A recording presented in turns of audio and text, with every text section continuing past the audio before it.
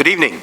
Welcome to the Bennington Select Board's Monday, January 25th, 2016 meeting. I'm Tom Jacobs, and I have the pleasure of being the chair of this Select Board. We're convening at the Bennington Fire Facility. We have an interesting agenda tonight, but what I would like to do is first have our members introduce themselves, maybe starting on the right with our town manager, Stu Hurd. Yes, Stu Hurd, town manager. Linda Bermudez, the esteemed secretary to the board. Sharon Brush. Justin Corcoran. Jim Carroll. I'm John McFadden. Michael Teague, you saved a good wine till last. And Donald Campbell couldn't wait for the wine, so he had to take his daughter back to college today in Western Pennsylvania. Good luck, Donald. Without further ado, maybe we could rise and recite the Pledge of Allegiance, and if you would lead us, Michael. Pledge allegiance to the flag of the United States of America and to the republic for which it stands, one nation, under God, indivisible, with liberty and justice for all. Thank you.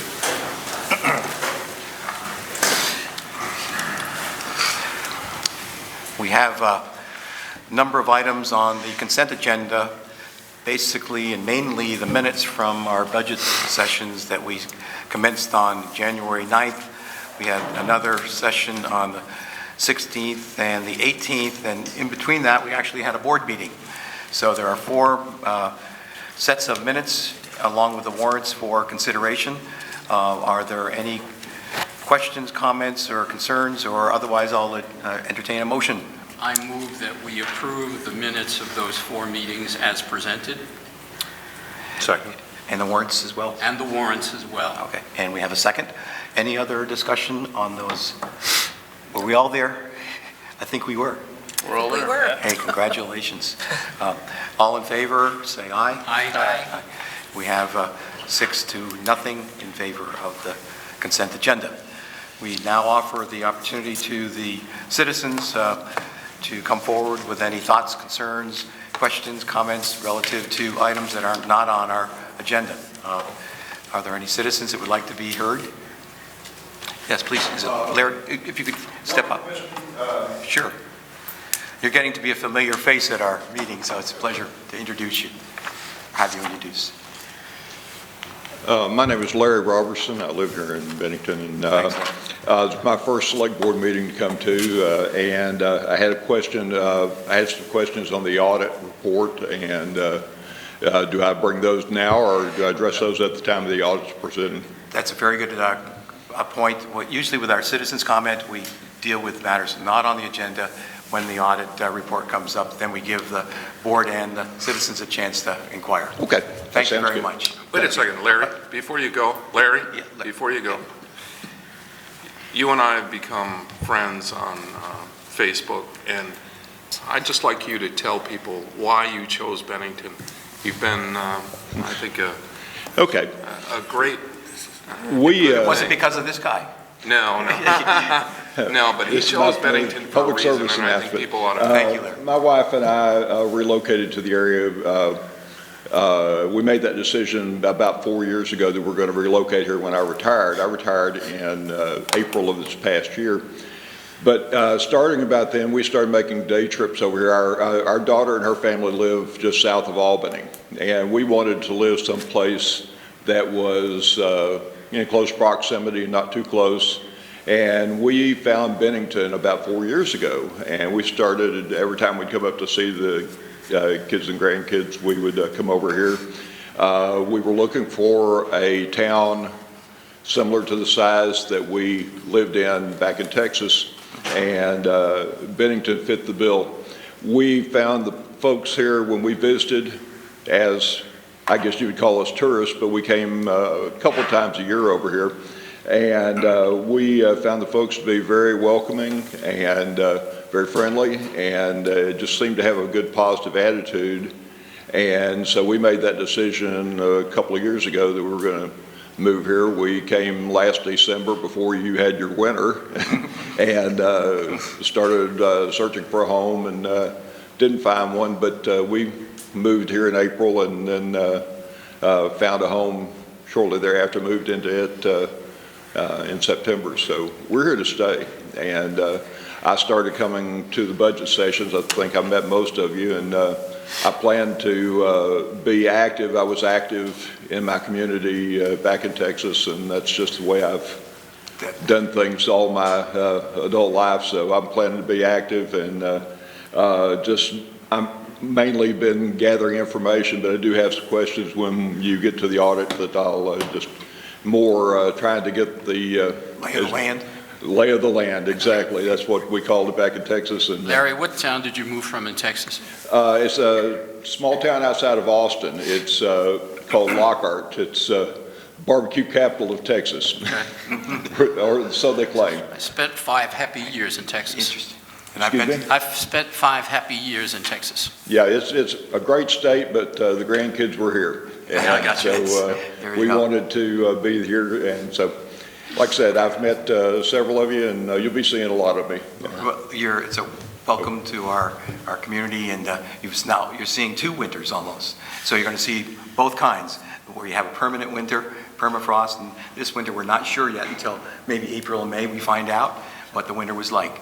Well, I think that the key to any community is working together and trying to look for the positive. And there's a lot of positives in Bennington, and not always look for all the negatives. It's glass half full, half empty. I'm a half full guy. Larry, Thanks very much. Larry, thanks for choosing Bennington. Thank you. Thanks. You bet. Are there any other folks? Chris, would you like to step up and just identify yourselves? Well, Chris Wright, Bennington resident. There's been some activity at the top of County Street by Branch Street on the other side of the flood walls, some clearing in there. Does anybody know what's going on there? Yes, that's the town of Bennington. We are required under our maintenance agreement with the Corps of Engineers to keep the trees and shrubs down and away. So we've been in there, thanks to the good weather, taking that material out. Okay, thank you. Any other citizens who would like to speak on matters that aren't on the agenda? Feel free. If there aren't any, we'll move right into the agenda with the first matter on the agenda, which is the audit presentation. Go ahead, Steve. Thank you, Tom. I'm Steve Love with Love, Cody & Company. We're here to present the financial statements for the town of Bennington for the audit we recently have completed. I guess I'll start, as I always do, by reminding you that the only thing that really belongs to Love, Cody & Company is our independent auditor's report. The financial statements are the responsibility of management and the Board of Governance, as it were. However, based on our audit procedures, we're pleased to report that we're willing, once it's accepted, to present a unmodified opinion on the financial statements as presented. What I guess I'll do is, as I have in the past, I won't go through the management's discussion and analysis, which is the first section, pages 4 through 11 of the financials, I believe. Those are presented or prepared by management, and while we review them to make sure they're consistent with the financial statements, they are management's effort to try to take a layman's view of the financial statements from a long distance away, I guess, as opposed to the detail that follows in all the rest of the statements. Having said that, I'll go to page 12, the statement of net position. And as you'll recall, we should be getting used to this now, this is a government-wide financial statement that purports to present the activities of the town in 2 statements that are comparable to a commercial entity's financial reporting. So there are both the governmental activities and the business-type activities are presented on the full accrual basis of accounting. One of the items that changed this year is to have we implemented a new Governmental Accounting Standards Board 68, which required to restate the opening net position related to the pensions with our participation in the Vermont Municipal Employees Retirement System. Quite honestly, that was an interesting endeavor to get that incorporated in the financial statements, and if you bothered to look through the footnotes, you saw it added about 6 pages of footnotes to the financials as well. So we did end the year with total assets and deferred outflows of financial resources of just under $19,300,000 in the governmental activities, and in the business type activities just over $15.5 million. So total assets are just under $35 million at the end of the year. Liabilities at $5,245,000 for the governmental activities and $6,112,000 for business type activities, for total liabilities of $11.4 million in round numbers, and deferred inflows of financial resources, which is one of the components of the GASB 68 entries provided by the State Treasurer's Office, 597 of deferred inflows, which are similar to liabilities. Those two numbers, when were taken from the assets, get us to total net position at the end of the year of $13,446,000 for the governmental activities and $9,464,000 for the business type activities. And both of those reflect an improvement over the prior year. And we'll see that as we go through both the statement of activities and also the fund financial statements. Are there any questions on Statement 12, the statement of activities, or net position, that is? What is the improvement from last year, percentage-wise? The unreserved deficit of or the overall deficit of the general fund went down almost a third this year, with about just shy of $700,000 improvement in the general fund for the year. Your name again, I'm sorry. Steve Love. Steve. Jim. On this bottom line, total net position, What page? Maybe 12, the one he was referring to. Can you explain to me the difference between the governmental activities and business type activities and the $22 million difference between 13 million? It's just, I'm not an accountant, and I think most people watching this are not accountants as well. So the governmental activities column includes all of the town's governmental funds. So think of those as the General Governmental Activities Fund, the Community Development Fund, and the Downtown Improvement Commission. But it's presented on the full accrual basis of accounting. So the difference there, and we have reconciling pages to walk you through that, but the major deficit is the governmental activities here include all of their long-term liabilities, all of the long-term debt and bonds that aren't presented in governmental fund financial statements. The fund financial statements typically present only basically short-term assets and liabilities, so those aren't included here. Also, do these constitute expenditures? I'm sorry? Do these that $13 million, do they constitute expenditures? No, that's in effect your equity. Okay. That's the equivalent of a commercial business. That would be your retained earnings. Right. So the other thing is this also includes in the governmental activities column all of the capital assets of the town, which are just over $15.2 million here, and the business type activities, and that comprises your enterprise funds, your water, sewer, and parking fund are all in the business type activities. Those are presented on the full accrual basis in the fund financial statements as well. So if you look at the combined statement for all of the proprietary funds, they'll pretty much agree to this one column as it is here. So the real difference in the government-wide statements is for governmental funds. And the only funds that really don't appear here would be fiduciary funds. So. All right, so the $22 million represents a combination of those two? That's correct. Yep, this puts across to the total for the government, and that's where I'm saying that if you look at both governmental activities and business type activities, the total assets of the town are just over $34,800,000. So these are what I may be wrong, tangible or intangible assets for the town that are readily available in that $22 million? I'm sorry. That $22 million would represent tangible or intangible assets? Now, those are basically all tangible assets. Okay. Yeah. So just for clarification. So we're in the black then? Correct. In total, you are. Nice job, Stu. For clarification on my first question, so looking at that total net position, I know you said our deficits were reduced by $700,000, but what is the change over this last year for that total net position? For total net position, the total net position went from $21,690,000 to $22,910,000, so about $1.3 million. From last year? Correct. Nice job, Stu. Thank you. Any other questions on that page? On page 12, on the internal balances, looks like there's a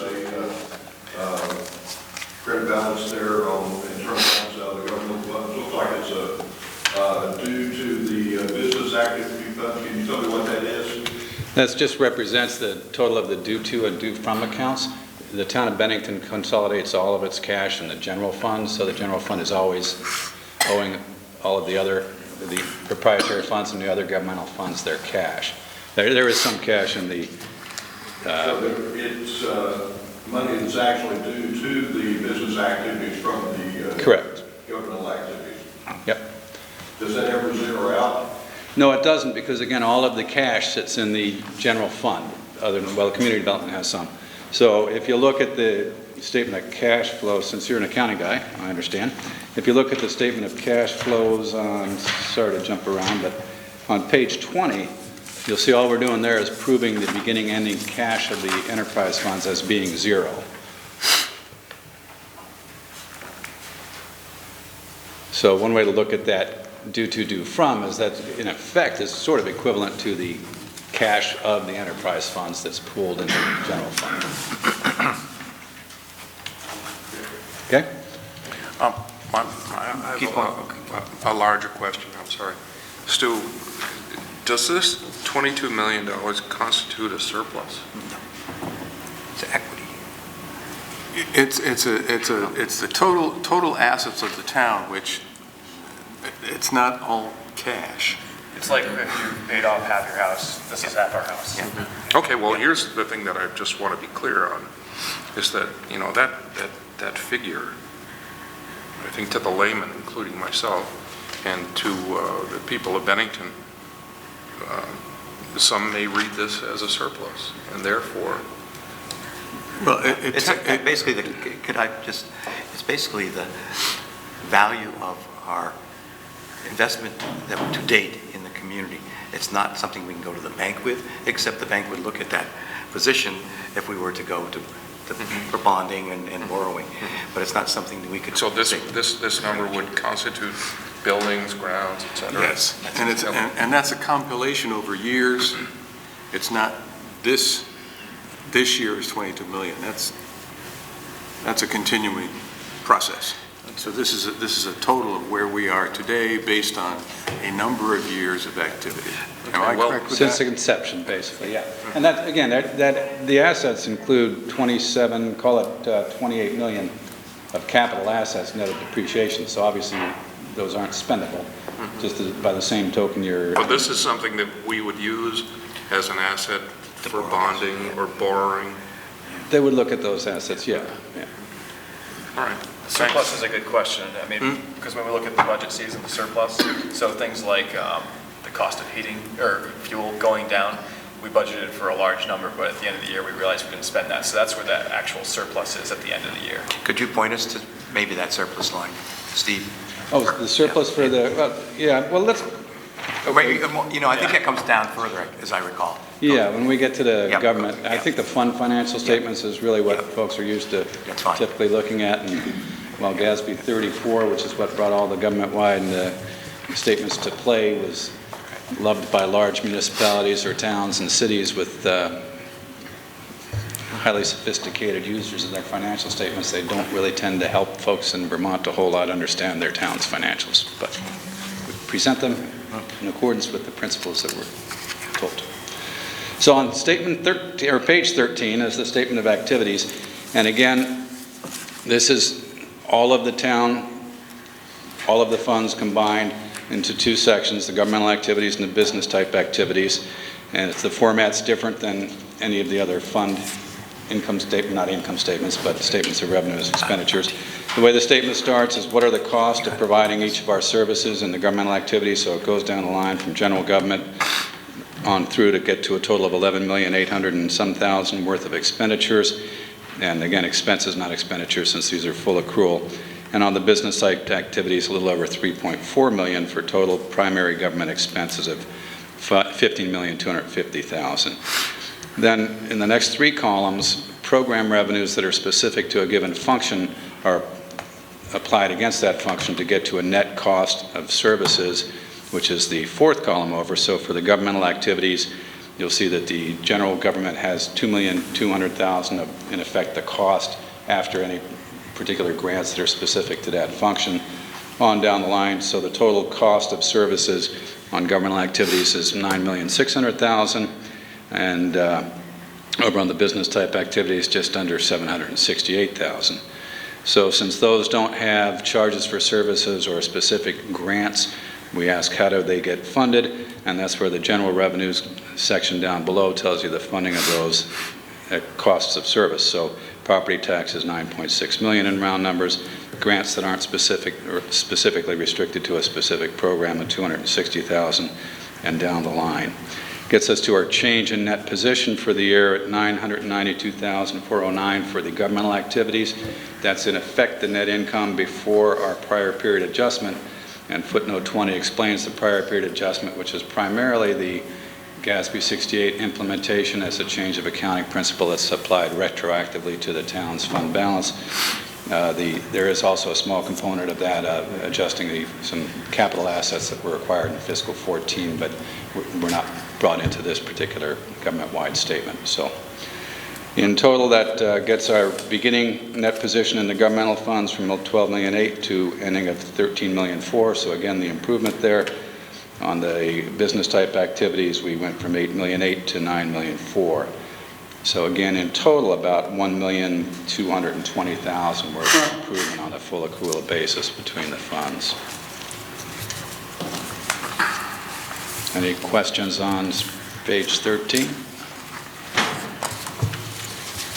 Okay, we're rolling.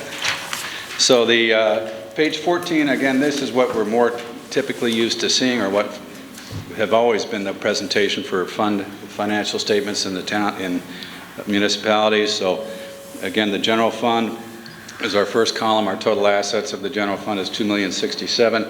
And again, these are, at this point, we're not including any of the capital assets on any of the governmental funds here, nor are any of the long-term liabilities presented here. So our total assets of just over $2 million, total liabilities at just over $3 million, including a line of credit of $1.8 million is the biggest chunk of that, and then again our due to funds that we talked about earlier as well, due to other funds. We also have delinquent property taxes receivable, or in effect the deferral of delinquent taxes that aren't collected within 60 days. Nomenclature's changed a bit there. It used to be just deferred taxes. Now it's considered to be deferred inflows of financial resources. Just to keep things exciting, we got to change labels every now and then. The fund balances then for the general fund, in total, it's a deficit fund balance of $1,263,000. The fund balance is broken down into different categories, so there's restricted, committed, assigned, and then the unassigned. The unassigned is at $3,200,000, and while that is a number nobody likes to see, and we'd hopefully have been looking for FEMA to help us out with some of those costs. I mean, this all came about in the 2012 fiscal year when we had $4.some million of FEMA expenditure, or Irene expenditures.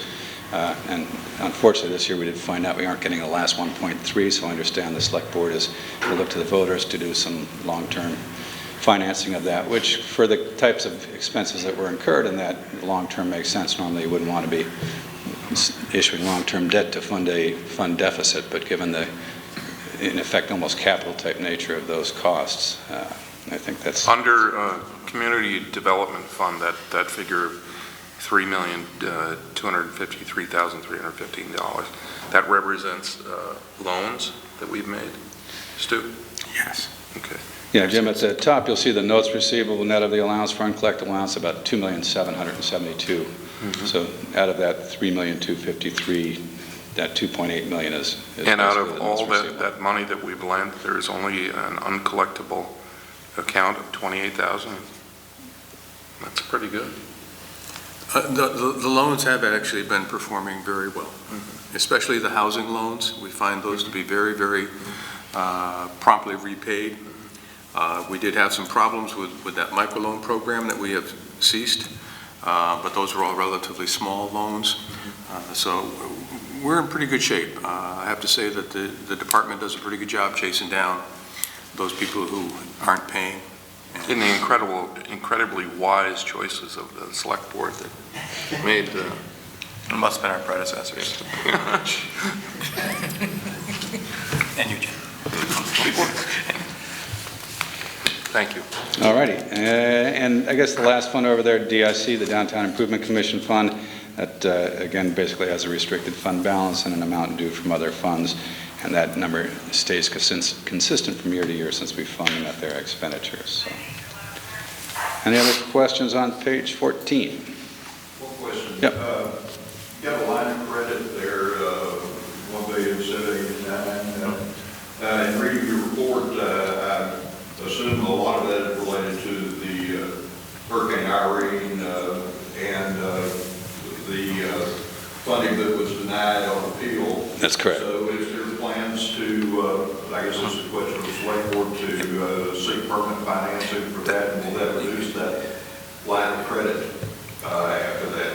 It will, and I think Stu's commented Yes. on various meetings where we're at. Maybe you can give an update. Yeah, very briefly, we have once again budgeted interest for the coming year, and we are pursuing permanent financing either through the Vermont Bond Bank or through the bank we normally do business with, which is People's United. We'll be doing that probably in April and May when the bond bank goes to its bid. We'll compare the interest rates that we're able to get, and we're looking at a 15-year financing for that debt. Okay. What's the bond rating on the town? Well, it's interesting. The town doesn't have a bond rating. Vermont does, and Vermont's, I think it's a AA plus at the present time. All of our bond flows through the Vermont Bond Bank or through individual banks, so we don't have a rating, even though we report to Dun & Bradstreet on an annual basis. We're not rated. We're too small, I think, for their purposes, but the state of Vermont is a AA plus. Okay. I'm working. No, What's the highest rated? that's AAA. Well, that's AAA? Yeah, we're not going to get that. And our state of Vermont's one of the top in the state, in the country Yes, for it rating, is. if not the top. And another, just a follow-up point on that, going for long-term financing on that issue there is, at least in the fund financial statements, proceeds from issuance of long-term debt are considered other financing sources. So those would, in effect, eliminate the deficit, well, to the extent we sought that much. So as an accountant, I just want to cut to the chase here for a second. If this were the equivalent of the State of the Union for the town of Bennington, what would be your... He's going to, at the end of that, let him finish. Oh, I just want to cut to the No, chase. no, we got to get through this whole thing. That's a good question at the end. It's a really good. We'll give that State of the Union shot at the end. But basically, the answer to your question is the town is in good shape. And that's partly based on the fact that, certainly we were hoping for that FEMA money, but the fact is the town is not significantly in debt compared to other municipalities, so you should have the borrowing capability to get that money. And with that said, again, what was done during Hurricane Irene, I think was, from across the board, everyone's acknowledged was necessary. Nobody just went out and did a lot of work thinking that we can do this because we're going to get paid for it when we don't need to. That would be foolish, and I don't think the town did that. The state gave us the assurances that, oh yeah, it'll be covered. The feds did, and then people change, and here we are. So anyway, State of the Union, we're good. That's good again. Any other questions on the fund balance sheet? Okay. I won't go through the details of the next page, but that basically takes you from how do we get from $1,017,000 for fund balance on the governmental funds to the net position of governmental activities of $13 million, and through some magical addition of large quantities like $15 million of assets and a lesser addition of liabilities of $2.8 million, we managed to make that jump from $1 million to $13 million. Miracle of accounting in CASB 34. So on page 16 then, the governmental funds, statement of revenues, expenditures, and changes in fund balances. This, John, gets you back to your question earlier as far as where our, at least in the governmental or the general fund, how did we do this year? We're at 600, I'll just jump to the bottom line here. Actually, the excess of revenues for the year were 698,000 in round terms, which is about a 35 or 33%. I did decrease in that deficit fund balance. So it was a good year in terms of getting that done. And that did include a little over 760,000, basically, or maybe not 60, but a little over 700,000 of Irene reimbursements from FEMA, which was our last shot, I guess, at that. So Again, that did help, and that's where, since their assistance is no longer coming, where the bonding will have the same kind of effect. So anyway, the total revenues for the town general fund is about $12.5 million. Our expenditures were at $12.2 million, for excess for just the before proceeds of debt issuance and operating transfers at $351,000. We did issue $166,000 in debt, and we have operating transfers from the proprietary funds for administrative services that amounted to $180,000, getting us into that $698,000 number. The Community Development Fund, again, pretty close to even for the year in terms of the larger picture, basically $56,400 in revenue and $3,100 in expenditures, and operating transfers of $40,000 get us to an increase of just over $13,000 for that fund. And DIC, as usual, property tax revenue equals the expenditure which is made to the commission for $69,900, so they stay even and keep their fund balance at $21,381. Good. The Hurricane Irene flood expense, is that interest, that figure? No. No? What is it? That was the last award we received on one of our appeal processes, the project worksheets. Mm-hmm. That was the last. We had about $2 million outstanding. We received this amount of money during this particular fiscal year, and we had the 1.3 still outstanding, which was our final appeal that we took all the way to Washington. Okay. Any other questions on that page? All right, and so the next page, on page 17, is another reconciliation between the government-wide statements and the fund financial statements. And again, just taking you down the road between the $711,000 increase in fund balance on the fund financial statements to the $992,000 increase on the governmental activities on the full accrual basis. So, and again, it's by the same, just as the other one was, we were adding total assets and total long-term liabilities, and this one is basically the changes in those assets and liabilities that take you down through there. So the numbers are there, and it does prove out that our governmental activities and governmental financial statements do reconcile to the fund financial statements. On page 18, the statement of net position for the proprietary funds. Again, this is all of our enterprise funds, the water, sewer, and parking meter fund. Again, they all had pretty much across the board. I guess parking meter fund might have gone down a bit, but the water and sewer both had a good year in terms of having a positive increase to the fund balance. We had just over $10 million in total assets in the water fund with liabilities of $6 million, so their net assets or total net position is $4.6 million, and water fund comparable net position, although made of smaller numbers, at $4.4 million. And then the parking meter fund coming in at just over $373,000. So, Parking meter fund? Yeah, basically, probably would want to explain the parking meter fund, Stuart. Sure. Back in the day, the town of Bennington actually had parking meters installed on most of Main Street and in the downtown areas.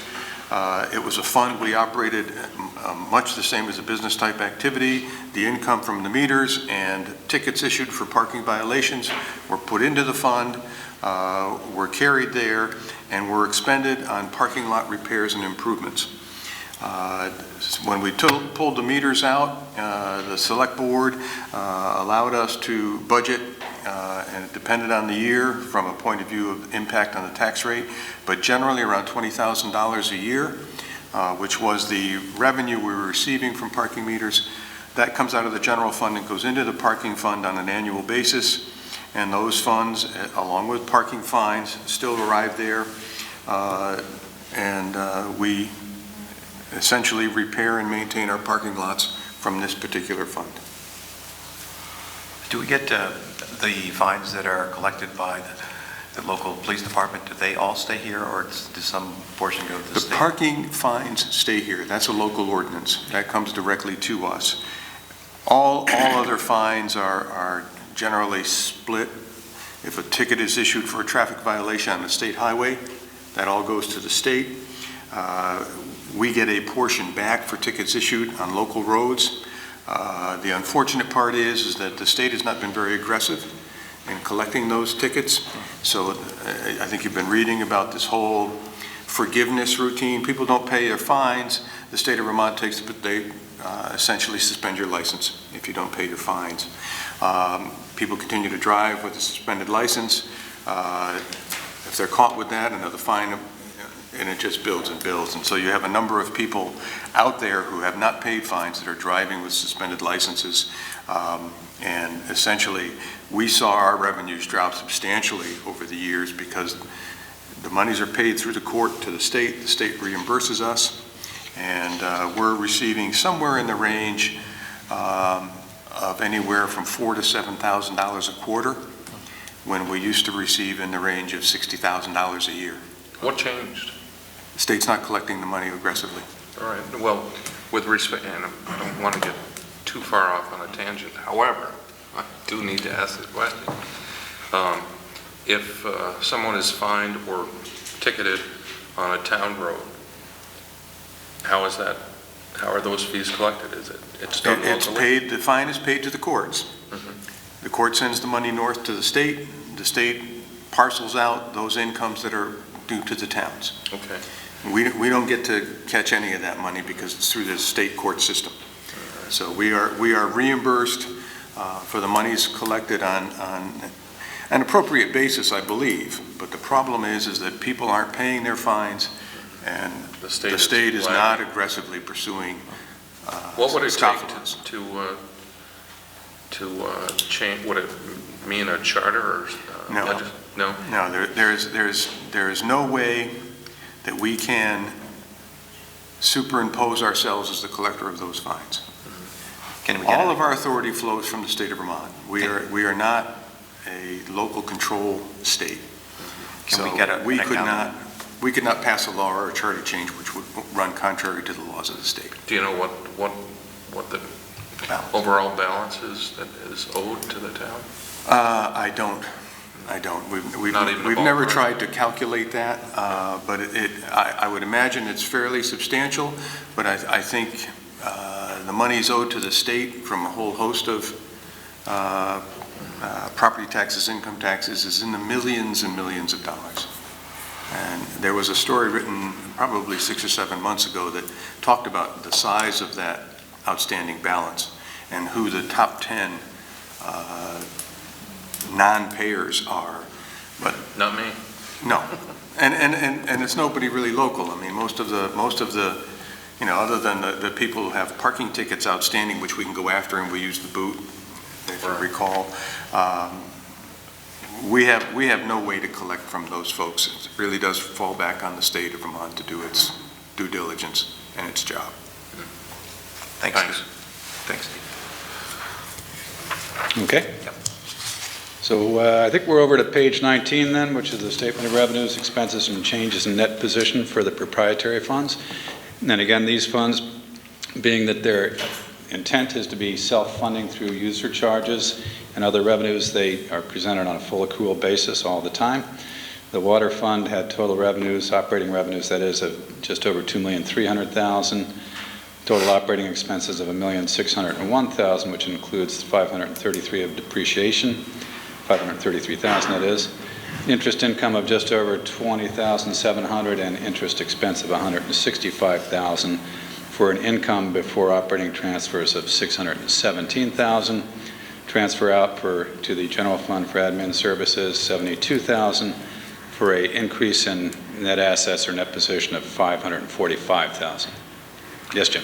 On depreciation, I remember my very first year being elected, and Jason Morrissey brought up the idea of depreciation, and it made me go into a cold sweat.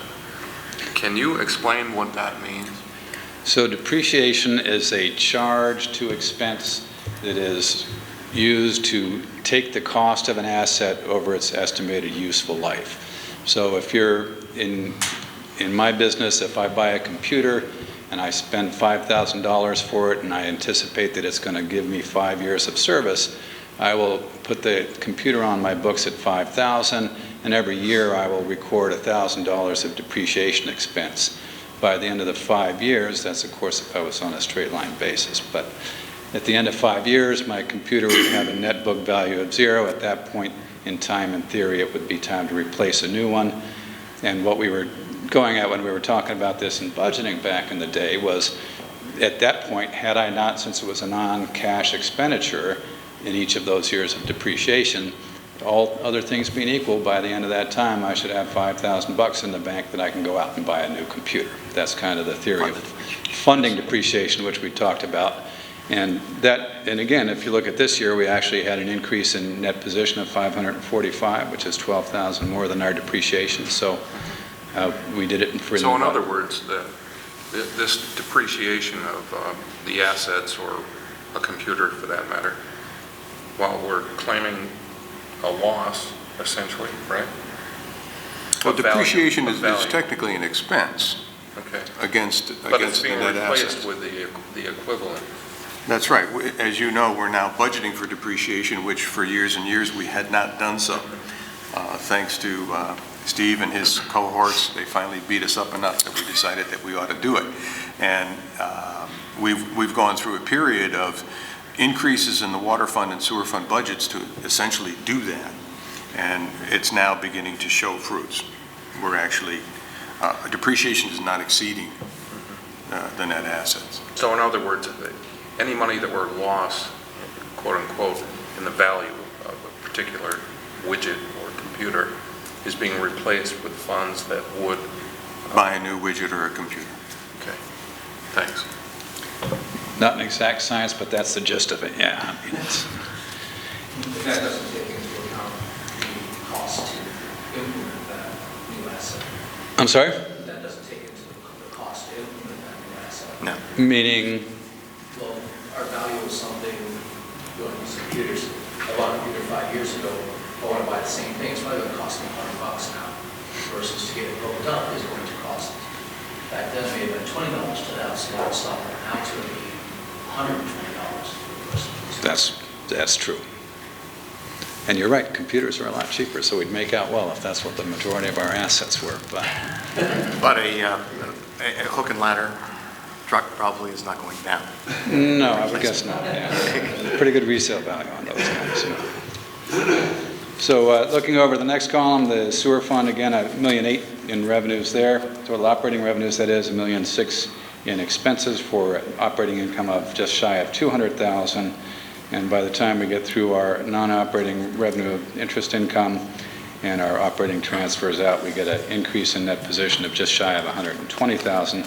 So we didn't quite make the depreciation on that one, but again, it's a nice positive trend.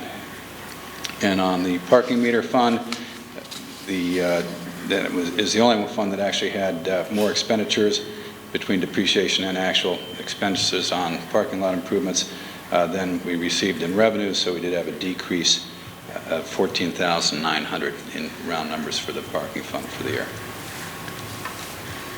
Any questions on that particular statement? All right. We're getting there, guys. One more major statement. The cash flows for the proprietary funds. And again, as we touched on briefly when we were somewhere back in the financials, this really is a statement of cash flows for funds that have no cash, but that's okay. We can make it work.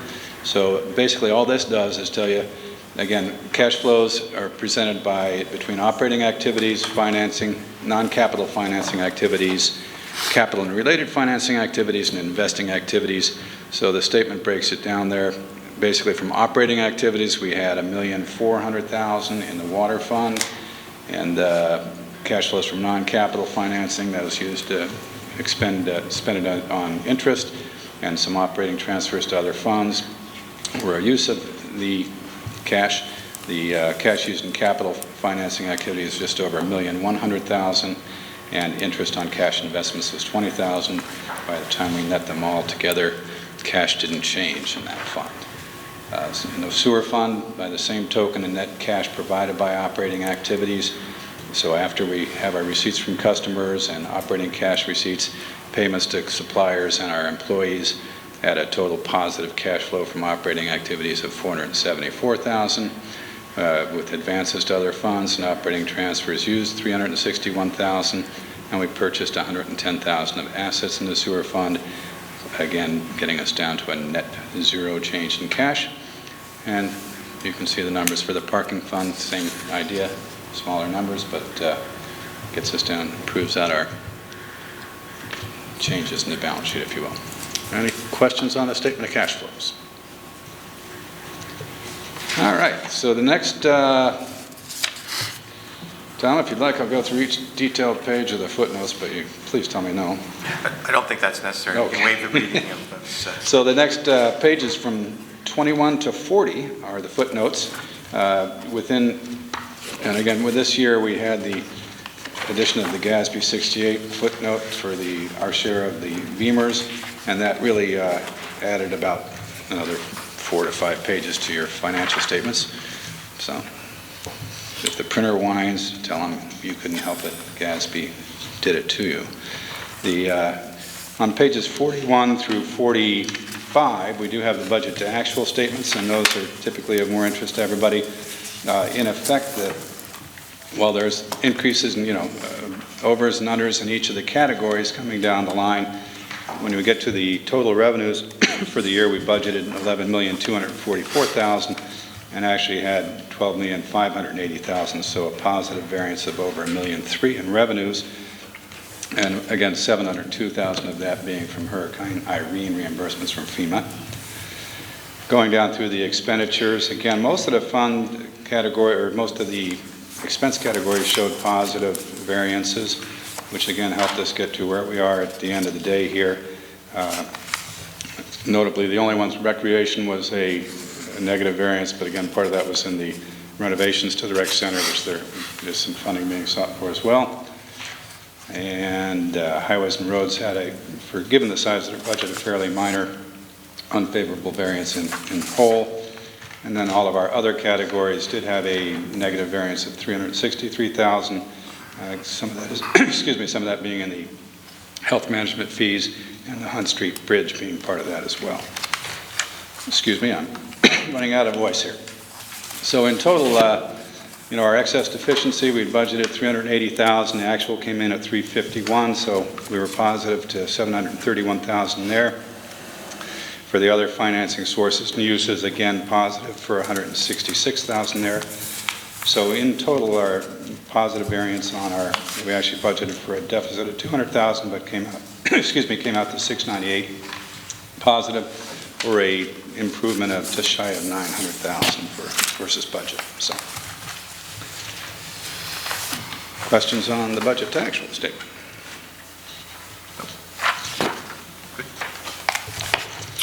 Okay, and that's really it. The next two schedules are just additional information, one on the post-employment benefits other than pensions, which is our health care costs for in effect, the police union, and then our schedule of expenditures of federal awards. So,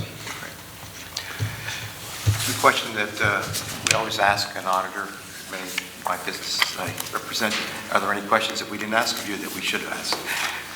Well, you could have asked if we'd had any issues in terms of internal control, and we didn't. The town's got a pretty good segregation of duties among the different departments. That's a luxury that some of the smaller municipalities don't have. And again, we do a fair bit of testing, detailed transaction testing, where we do look at the internal controls, both on the revenue and expenditure side, and no issues that need to be brought to management's attention. Great.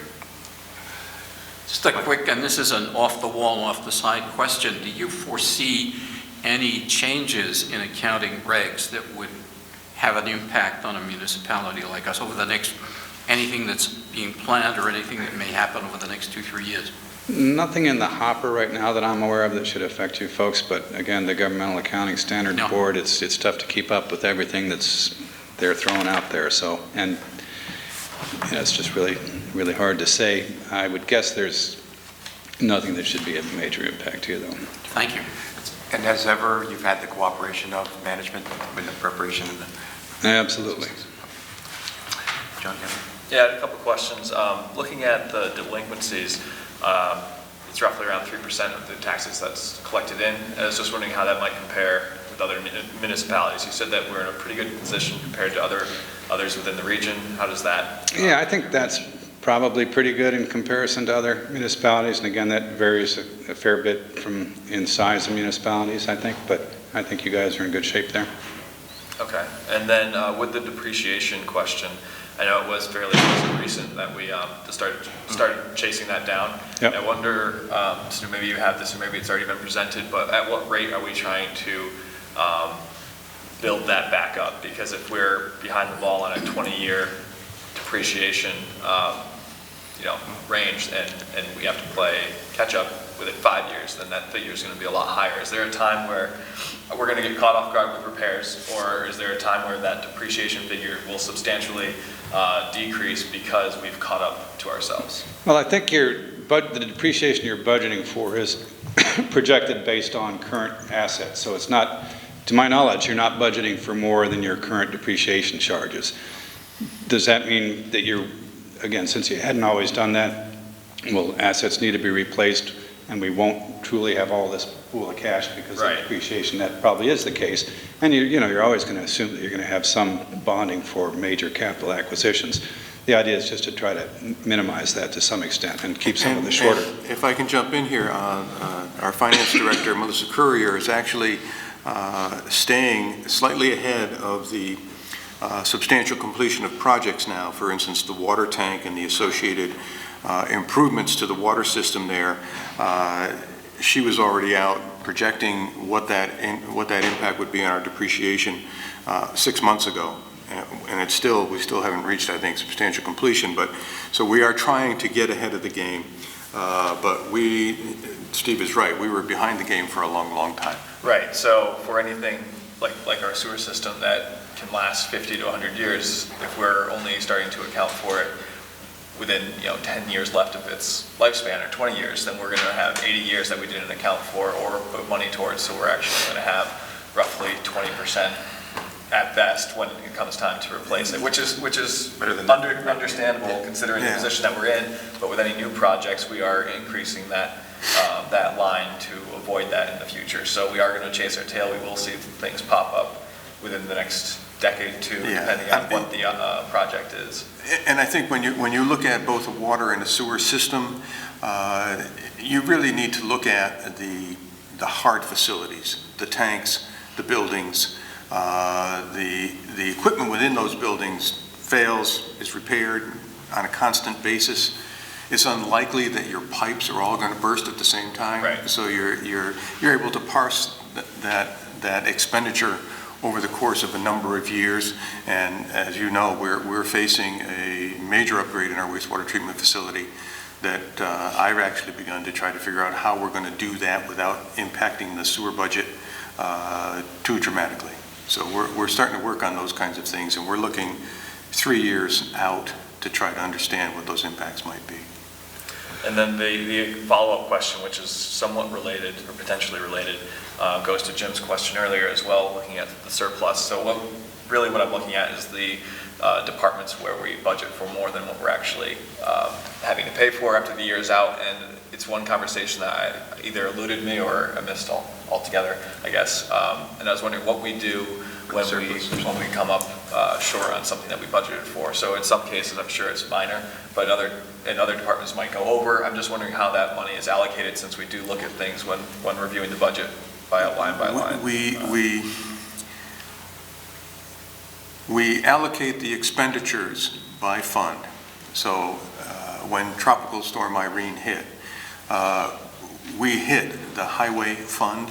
Whether that was the appropriate fund or not, I don't know, but there were bridges that were involved, there were roads that were involved. So all of those expenditures came out of the highway fund, and the highway fund obviously didn't have those kinds of monies. We borrowed the money in order to do it. But on an annual basis, for instance, if we overexpend in our projects cost, our paving costs, because we had to put more asphalt down than we thought we would, those are generally offset by other under expenditures within that fund itself. We try not to move from fund to fund or move monies without your knowledge from fund to fund. So when the audit is looked at, it's really the general, the highway, and the fire. All of the funds are thrown together in the general activities account. Water and sewer and the parking meter are the only three that are separate. But we on an annual basis, we stay within the fund. So if the general fund underexpends, then our fund balance for the general fund grows. If the highway fund underexpends, then the fund balance for the highway fund grows. And you would see that on an annual basis through your budget status as to where that fund balance is in each of those funds. When it grows, where does it get allocated towards? It's basically unrestricted fund balance. So when we have these different projects come up within that group, that fund, then we can dip into that pool? Well, Is that the yes. understanding? And Or if they go at over- one time, I don't know whether you recall, I mean, you've been with us for 3 years. Yep. There was a time where we were allocating about $200,000 a year out of the fund balance to reduce the impact of the tax rate. So we had a fund balance that was approaching $2 million, and we kept allocating that. We used it as a revenue, essentially.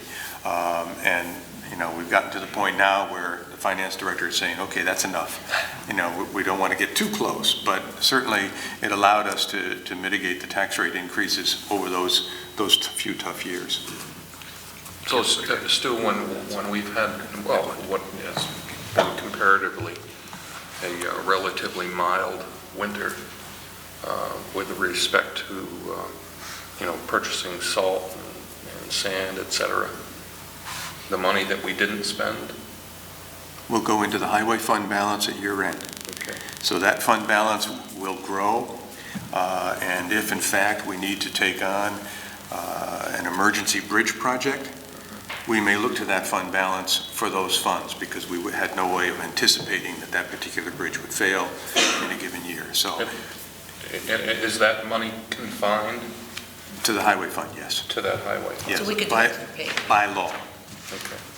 So we could do extra paving if we had to. If we had to. If we have a big enough. If we had to. I mean, I wouldn't recommend using the fund balance until it's really very secure to offset annual expenses. I mean, I think that you tend to Get over it. Well, we Yeah, have to very balance ambitious. that level of depreciation as well, because it's in there as a safety net. So if our depreciation was fully loaded, then we wouldn't have to worry about that fund being as high. That would make sense, right? Yes. But because it's not, we don't know what's going to happen or what potentially could. So it's better to have that at a nice fluffy level.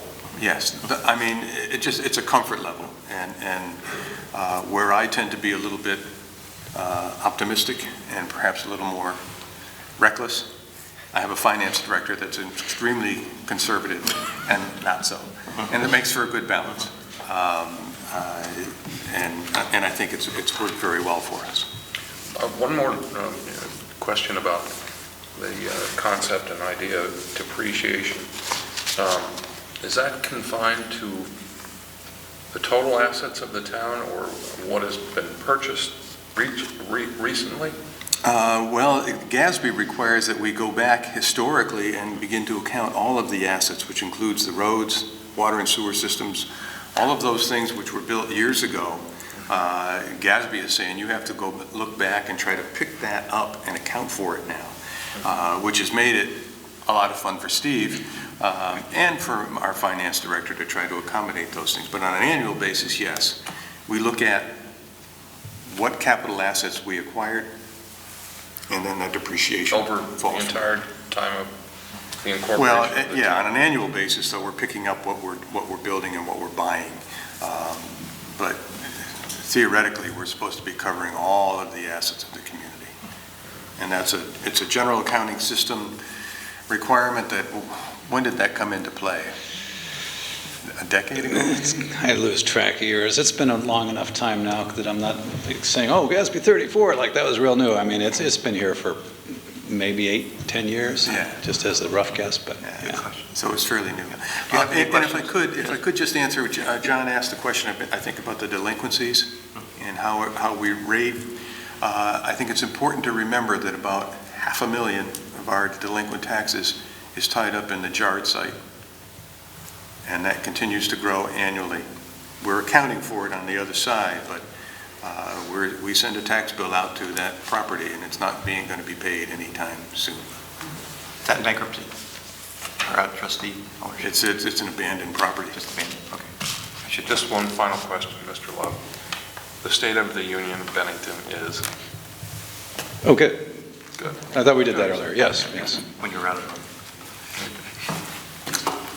Sharon? No questions. Fine job again, Steve. Yes, thank you very much, Steve. And Thank you. appreciate the tolerance and the information that you've shared with the board and the community tonight. We look forward to continued relationship. I think it's appropriate that we have a motion to accept the audit as presented. So moved. And second? Second? I'll second it. Second, thank you. Heard it, second. Further discussion relative to the budget, the audit that was presented to us tonight. If not, all in favor of accepting the audit as presented? That's 6 in favor and no objections or abstentions. Thank you very much, Steve. Okay, thank you. And I would comment that it's good to see this much discussion back and forth, because pretty oftentimes when we go through these and there's not a question and it's like, okay, well, this is important stuff. So I appreciate the fact that people care. That's good. Thank you very much. Thank you. Thank you. Thank you very much. You're not gonna It's do an that whole important part of what we do. Now we have some very interesting part of our agenda, a report. It's basically the first reading on the management plan for the Headwaters Park. You recall that, and I don't steal Dan's thunder, but this little jewel has come to us about a year plus ago, right? Yes. And as part of the process, in order to get what we need out of this, there's a management plan that has been culled and prepared, and Dan's going to give us the highlights tonight. And if there are questions the board has, great, and the community as well. The essence of this, I'd like to hit the highlights just so we can get through it, but it's interesting and important to our community, because this is, as I said, a jewel and an asset that we should hopefully market well. So go ahead, Dan. And I promise to be quick. I did want to recognize several folks in the audience are here who helped a lot with the management plan and are fully invested in maintaining that project. So thanks a lot, folks, for coming out tonight. And they have big plans for the future, too, so you haven't seen the last of them. I also wanted to make one quick announcement. Stuart asked me to announce that we did receive, and I think I mentioned to you folks in the budget session, but we did formally receive the Benmont Avenue grant that we applied for, which is a $250,000 grant from the state with a 20% match. So that helps to round out our Ninja Trail funding, and just want to make sure that everybody knew about that. More good news, and it means we have 4 major bike ped projects, the majority of which is funded with state and federal funds. We'll still have to make up the local match, but significantly less than trying to do those projects on our own. As Tom mentioned, I'm here to quickly present, I promise not to take up too much time, the Greenberg Headwaters Park Management Plan. It was prepared, Shelley Stiles did the majority of the work on this with the Bennington County Conservation District, with volunteers helping out. And as Tom mentioned, we are required to adopt a management plan for this project, mainly because of it was a condition of our funding from the Vermont Housing and Conservation Board, who basically provided a little more than half of the funding for this project, the balance of which was made up by generous gifts from lots of different organizations, including WIPS Uphill Preservation Society, MAPS, Audubon, and we had 45 individual donors for a total amount of money collected for this project, $220,000. Zero taxpayer money was used to acquire this property. So great effort on behalf of the community. It really came out. Just to orient folks, this is a map of the Headwaters Park in yellow. Some of the green properties around it are other properties that are either owned by the state of Vermont, the town of Bennington, or One World Conservation Center. It just kind of gives you some context. You'll see that the majority of the park is between Beach Street and Morgan Street. It consists of 168 acres, 98 acres of which are wetland and wetland buffer. Just have a few photos here that I'll just jump through quickly just to give everybody kind of a flavor of the resource there. That's Mr. Campbell there. Like I said, just some quick photos to kind of remind folks the resource that we have conserved. last slide was the trolley trail. Yes, yep. Well, actually, I don't think that's the trolley that's trail. not quite there. I think that's another trail. That is not the trolley trail, but it does have, as most folks know, there is a former trolley trail that runs through the park, which is really a great asset and in great shape.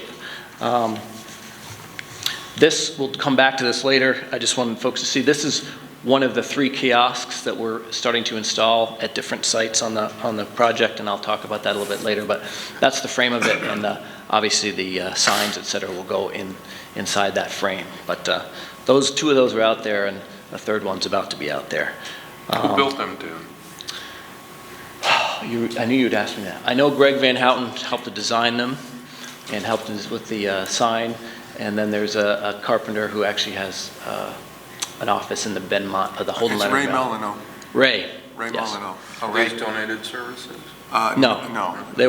He was compensated, but Ray did design and build this for us. Actually gave us the pieces, and our buildings and grounds folks put it together and installed it out there. So I'm sorry, I don't mean to go off on a tangent, but, you know, in much the same way as Merck Forest, when I was a kid, we went up there, they had lean-tos where people could camp and stay. Has there been any contemplation of doing maybe something along similar lines? we haven't talked about camping. We'll get into some of the things that we're thinking about doing, but as far as camping lean-tos, we haven't really thought about that. It's more about trails and kayak launches and dog parks and stuff like that, and then I'll get into some of that as we go through.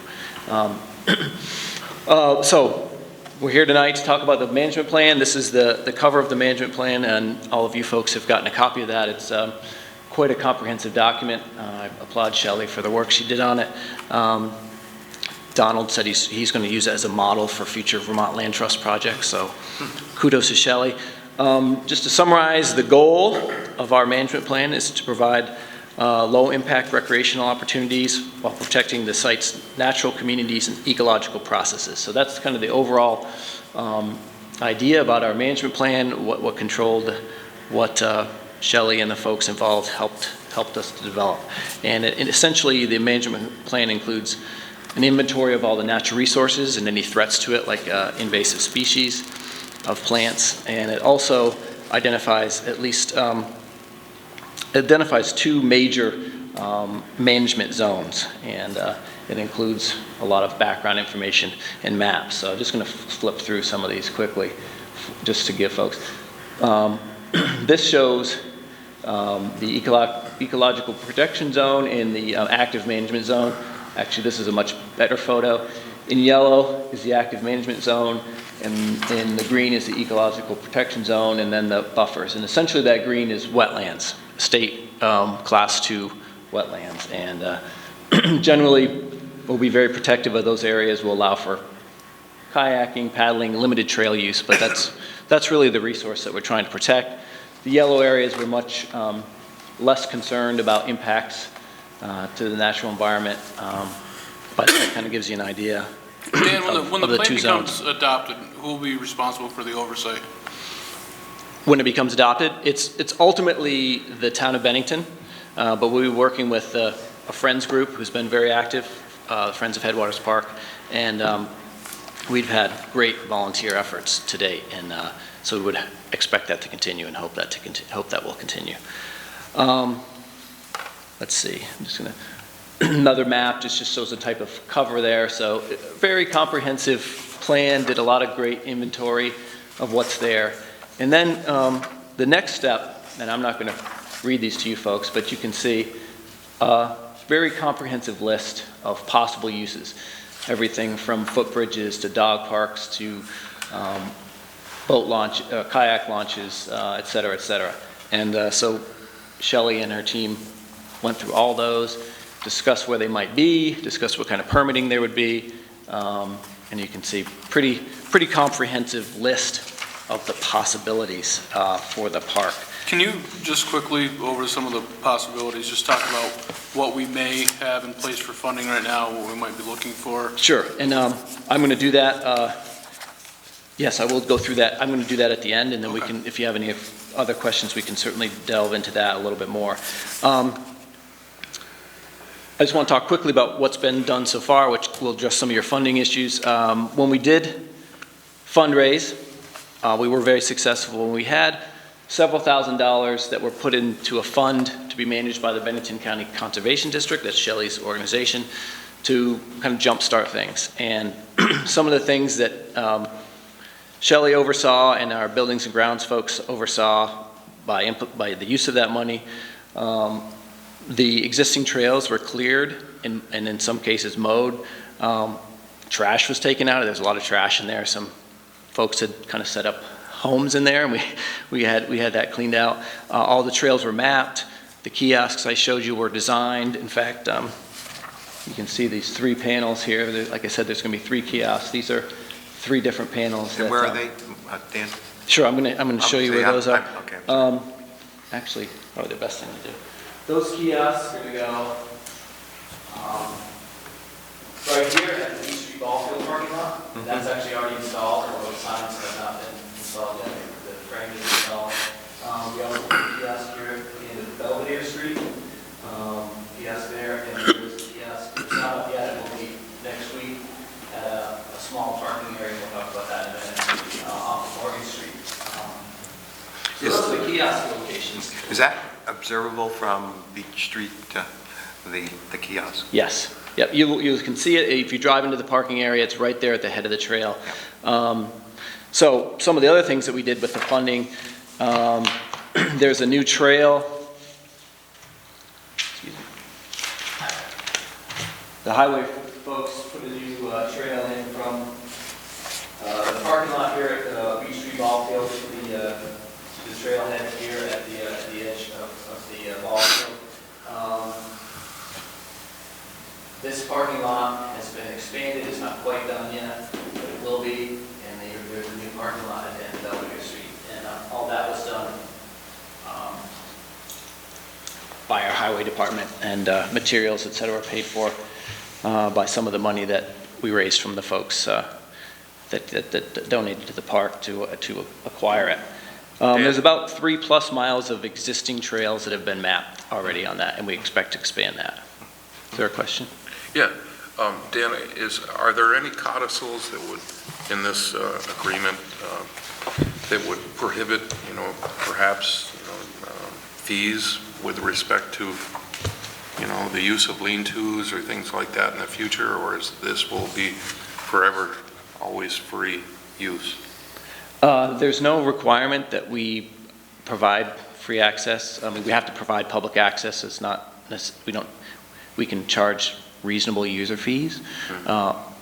There's no discussion of that in the management plan, so I wouldn't advocate that myself, but it's not specifically prohibited. Could there be a box at the kiosk just to want to donate? Certainly we could do that, yeah, absolutely, yeah. I'm not advocating one way or the other. I just wondered, I think when I was a kid and we did go to Merck, there was... Further away from houses. Pardon me? Further away from houses, where Forest is. This is right up on houses. Okay. Actually, our biggest trouble is keeping people from camping there right now. So we've had good success. How would you police it? Clearing folks out, and so we've done pretty well. I think the more you use all it, the less encampments you're gonna have to do. all the encampments have been removed, but one that we're having trouble getting to, but we will get to that soon. To Justin's point, some of our planned improvements, of which some of these actually have funding already, at least in the proposed budget. There is planned what we call bog bridges, which are basically rock-resistant wood that's actually laid on in the wet areas to allow folks to walk across those areas and access certain features in proposing, and the select board has put into their proposed budget, money for a bog bridge that would connect this parking area on Morgan Street to a little kayak launch area here, and also to this this is not showing accurately, here, to a pond over here that can also be kayak. So that's one of the planned improvements, and it's in the management plan as a proposal. We also hope to, not funded yet, but we hope to put in more formal kayak launches so that folks can more easily get into the waterways. There is some active discussion about a dog park, which is something that a lot of folks would really like to see on one of our public properties, and I think we'll be working on that. Another thing that we'd really like to see is this connection, basically a connection from our parking area and the trails network here, south across what is land that was acquired from Southern Lake to the Long Road Conservation Center, so we can have this entire area walkable and connected, and we would also connect to the waterways as well. So those are contemplated and discussed in the management plan, and we would hope to act sooner rather than later on those. Not a significant capital expenditure. Dirt paths can be done pretty inexpensively. It's more a matter of coordination with the state of Vermont to get to one world, and we hope to start those discussions, like I said, sooner rather than later. One improvement that I didn't mention that is already funded or is funded in the proposed budget is a small handicap accessible bridge over a stream at the edge of the Beach Street ball field that would allow access for folks driving in and parking at the Beach Street ball field. They could use that bridge over a small stream to get into the trail network. Lots of other things planned, but those are kind of the big ones that we think will happen sooner rather than later, where there's active interest right now. I'm happy to answer any questions, but really all we're looking for tonight is any issues or concerns you might have regarding the management plan, and we'll be back next meeting, hopefully for a formal adoption so that we can start doing some of these things. No issue, no concern. Two slides back, you showed buffer zones. The purpose of those zones and how will they be identified? Okay. Actually, this entire area has been mapped with GPS unit by the Bennington County Regional Commission. They have a wetland scientist, Mr. Michael Batcher. It was very convenient to have him on staff. And so this was all detailed. The wetlands themselves, as well as the buffers, have all been very, very closely mapped and in a GPS coverage. So we feel very confident that we know where those are and that the state has accepted those as well as the Vermont Land Trust. So we will easily be able to abide by those. Dan, the bridge work, the couple that you just mentioned, are they going to be just wide enough to carry your kayak and not have a four-wheeler going back and forth across? Yes, well, I mean, that's one of the things we're working on, and it has improved. We're trying to deal with the ATV usage, and it has significantly decreased. We will continue to work at that. And yes, the bog bridges will be designed so that ATVs will not, at least it will be difficult for them to use them. And that, you're right, that's an issue that we'll have to deal with. Although they're very short, and they're just going to go right to waterways, so they probably not a great incentive for ATVs to use them, but we hope to keep them off in any event. One of our big design challenges is going to be how we connect those bog bridges to a kayak launch, and that has to be, we have to be very careful about the wetland rules and how that works, and likely we'll have something like a dock that can be removed in the wintertime and replaced in the summertime for folks to use. But the water level is obviously seasonal. Very seasonal and very related to the activity of our friends the beavers. So we have a management. It's a section dedicated in our management plan to how we deal with our friends the beavers, and essentially if private property is threatened, we are able to go in there and using best management practices deal with the particular beaver that's causing trouble. So we have that dealt with as well. We dammed this area up once upon a time, years and years ago, right? So would we be able to do that again if we were able to improve the usability, or? It's funny you mention that because we've always talked about, I've always talked with some people about, it'd be great to have a big pond down there, and but the answer is the state of Vermont would never let us destroy a wetland complex like that. It's just not something that they would consider. Let the beavers do it. They don't charge anything. Yes. So if we get the right beaver in there, we might have quite They can a waterway expand the in there. pond in short order. Just hire a couple. Dan, just for historical purposes, why don't you show them where the dam in Benton Pond Well, what- actually existed? You're going to have to help me out on that, Stuart. Well, it's right where the South Stream, or the Barney Brook joins the South Stream. Yeah. There was a dam just below that point, and that entire green area there was really Benton's Pond, so-called. So all those little cottages there were actually lakefront. Yeah. So has there been any kind of sort of interdiction with respect to the beavers? Yes. Stop it. Not recently, but Let them expand the pond. every couple years, the water level gets to a point where there are some nearby properties that are clearly threatened by it. Okay. And in the past, That's a horse of a different color. in the past, the warden has allowed for individuals to go in there. Now that we own it, we are committed to dealing with those issues as they arise, using the best management practices that the state has given us. So How large is that pond in acreage? that's a good question. I can't answer that. And it also grows and recedes depending upon seasonally and with beaver activity. So these folks might know. I don't know. I've never measured it, and it is definitely not something that's static. You're right, what shows on the water isn't exactly accurate. There's about the middle of that yellow spot, the beavers were damming up along Jewett Brook. Whoever used to be taking it out, and they kept coming back. And now they're going to the right of that area there, and that's, right now, that's got more square acreage of water than I've ever seen it. So This would, is a little more accurate depiction of where the pond is currently. This is about here, this is where the parking area is, and this is where the bridge across the road is on Morgan Street. So gives you just a little bit better. I guess what I've seen is that they used to dam it up, this is Jewett Brook here, right? They were damming up along here, right along where the trolley tracks were. Yes. And then, because they kept getting thwarted, now they're over here, and there's a really big. There is a large pond there. It's like a 100-foot dam. or Yeah, it's a something. Really very large expanded. dam. Yeah. so you're Quite an leaving- engineering feat. You're leaving the beavers unmolested as long as it doesn't threaten anybody's property. As long as it doesn't threaten private property, and as long as it doesn't become a threat where if it were to burst, it would cause damage. So we can look at both what the current situation is and also what might be if there was a failure of the dam. Also, if it's going to be destroying trails and that sort of thing, when we have the ability to manage them carefully.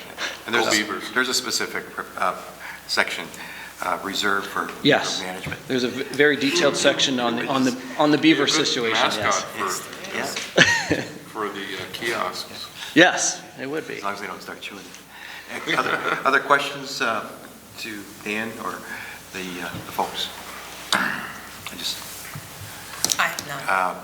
Yeah, go ahead, Sharon. I have none. Oh, anything you have, Justin? No, nothing. This is Nothing first reading, further, too. thanks. Okay. And there may be folks. And we'll get you. Go ahead. Hunting, fishing, and limited access and wildlife management. What are you going to do there? This land's been open for years. Yep, fishing, absolutely no problem. Rifle hunting, prohibited. Still to be determined whether bow hunting would make sense. And what was the other Are question? you concerned with overpopulation by not allowing people into that land to manage, hunters and fishermen manage wildlife by the numbers? If you instantly stop that, that's going to change that whole issue in that area, and I'm worried about overpopulation. We can certainly watch that. There isn't a history of multiple hunters. There are maybe one or two hunters that have gone in there. It's not a great place to shoot a rifle because there's houses all around it. I just don't see that as a safe way to use that property. And the management plan reflects that rifle hunting is an issue. Deer in there? There are deer in there, yes. Yeah. So bow hunting, maybe? It's a possibility. Our insurance company discourages that. So that's obviously going to be something that actually the select board will have to make a final decision on. My issue with it would be best practice for wildlife management, that there would create a situation for overpopulation. I think there's probably more than a couple people that are on there. Well, I think It's also the, sorry, I was just saying, I think if you see more foot traffic in there, exactly. you'll find the wildlife will move out. That's probably true, yes. Yeah, especially the larger animals. Go ahead. Sorry. Either one. I lived near there for 20 years. There's minimal to no hunters in there because there is a house on the edge, and he does have dogs. So therefore, if the hunters go in there, my concern is him or one of his family members being shot. If you're opening up to foot traffic, people's gonna bring their children. I have 6 children, I bring them down there all the time. This is a great place. I'm very happy that finally somebody's doing something with it. As he had mentioned, the trash was outrageous. There's people trying to basically live in there, which was a big concern. You can hear them all hours of the night partying, coming up very loud, being very destructive. As for overpopulation of animals, I highly doubt that that's going to be a concern here in the near future. My concern, though, is the rare animals that do occur there. There is a pleated woodpecker that comes. There is a couple of foxes that can come that I would hope could be protected. Well, isn't part of the plan suggesting it's a bird sanctuary too? Yes, I mean, that is one of the primary goals of this management plan is to protect wildlife. Yes. Bird butterfly. Exactly. I know we've had reports of that, we do it on Morgan Street, and duck season, there'll be shooters down there. And we've had the buckshot rain down on the house, which was a little disconcerting. I would say so, Steve. I'm sorry, we keep putting you back. I'll go ahead. That's all right. Dan, I was in email contact with a couple of people from the BATS organization, Bennington Area Trail System, because I do a little mountain biking, but they do more. And there's some nice trails in there for mountain biking, and it connects nicely to the water. They'd like to really definitely, I mean, it seems to be allowed, but bicycling is not specifically mentioned in the management plan. One of them mentioned that, or is... It is one of the uses as mentioned. It's a matter of being careful how you mix those. Right. Obviously, folks going very carefully on a mountain bike through there can coexist with pedestrians, but if they're tearing through there. So it's definitely a balance, and I know Jared really well with the BATS folks, and, right. and we're certainly amenable to looking at where they may want to have mountain bike cycling trails versus pedestrian I think they were talking about, it's kind of a novice level, and it's nice for that, you know, something like Mount Anthony area, pretty hilly. A little more technical, that's for sure. This is kind of a nice area to get into, and the trolley trail, so there's good visibility to be coming. And it's very wide. Yeah, so it should be, so that's good. Has there been any auditing done for the animal and plant species? There was a very, in the management plan itself, there was a very comprehensive review of plant species, in particular looking for invasives and how to manage some of the fields there. So yes, that is. And there is also a very avid birder, I understand, who's been working with Shelley, and it's a very, it's noted for its bird activity. Which is why the Audubon Society did give us a significant gift. Is the plan going to be on the town website? So yes. Between now and the final review? Yes. Yep. So we'll post it we on the website. commend the folks to review it, and if they have a question or comment, they could address them directly to you before or at the next meeting. Absolutely. Michael, did you hear that? Management plan on the website? Yep. Thank you. Thanks very much for All right. this. Thank you, everybody. Really appreciate it. Thanks, Dan. It's interesting, whenever we do the agenda planning, it never looks like it's going to be I'm already way past my goal time here for the next agenda item, because at 7 o'clock we were going to be talking about the vacant building maintenance ordinance. Thanks. And Mike's going to... I'll keep it brief. And let you guys do the talk. No, I'm just that I apologize to the community and my fellow board members, because it's Stu's fault. The next item on the agenda, and actually it will be relatively brief, I think what we're looking for is just a general preliminary interest or direction from the board, so it doesn't necessarily have to be an exhaustive discussion.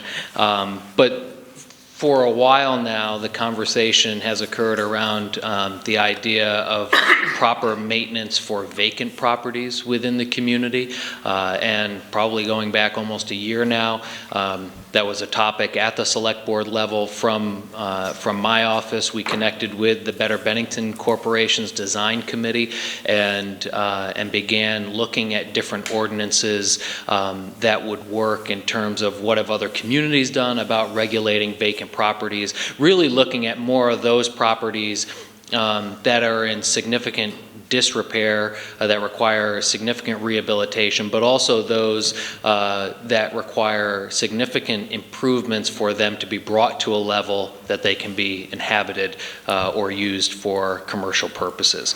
And I just want to read one paragraph in the memo that I sent to the board. During the drafting process, it became clear that as a community we struggle with not only the vacant properties, but those that are occupied as well. The poor condition of these properties impacts the public's perception of our community and the businesses that exist around them, eventually decreasing property values within the town. And so more of the conversation, I would say, within recent months has been, what is the interest of the board? Is it for staff to pursue simply looking at vacant properties as they exist, and what would an ordinance look like for that? Or do we also want to tackle the ongoing issue of occupied residences and commercial properties that are not maintained to a proper standard? Right now there are specific reasons why we can determine a level of maintenance, whether it's around life safety issues, but beyond that, we don't have a general property maintenance ordinance. So I think looking for the interest of the board. Feeling of the board. I'll turn it over to my colleagues in a minute, but I go to your statement that you're asking the board if we're open to a general property maintenance ordinance. Correct. That would set a minimum maintenance level for all properties, vacant, semi-vacant, or occupied. Yep. And speaking for myself, I'm not looking for something that's going to police the height of someone's flowers, but at the same time, I'm looking for an enforceable ordinance that would, how many abandoned refrigerators do you need on your front yard? Yep. That type of thing, whether you're a business or in the public neighborhood. Great. So that's what I would hope that you could come back with, but sure. I want to just have everyone take a run at it. Sure. Sharon? Well, I think we need something, and I think what I would like is basically what you stated, but I'm just wondering if how enforceable all of this is going to be, and who's going to be doing the enforcing. So that has been a conversation.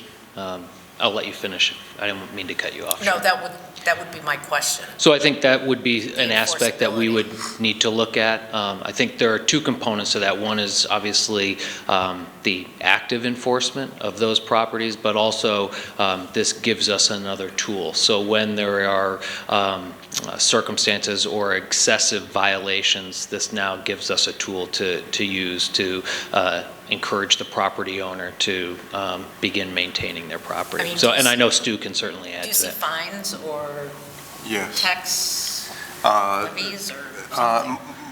Well, I think for the violations that Tom spoke about, the zoning bylaw really already deals with those. Yes, it takes a long time if someone is not cooperating because it does require court action, but ultimately we succeed there. I think what we're talking about doing is looking at buildings that are vacant for long periods of time, that are not being maintained by the mortgage holder or the property owner who has left the area. And we would look, I think, to our permitting staff, our current zoning enforcement folks, to also enforce this ordinance so that we don't end up with properties that are scattered throughout the community, that some are boarded up, some are not, the windows are punched out, people are habiting them without permission. Those are the kinds of issues that I think we see. I think the BBC was looking strictly at downtown, but I would encourage us to look broader. Yeah. Townwide. Would we offer incentives to the landowners to, like the So loans that we usually there has been do? some preliminary work that we've done. We didn't feel it was at a level to necessarily present a draft ordinance because we wanted to hear from the board specifically. But the conversation has been around the idea of a carrot and a stick, right? So what concepts or ideas can we put in place that discourage that or also encourage? So we've looked at different things from eligibility for our loan program. Let me see if I have it right here.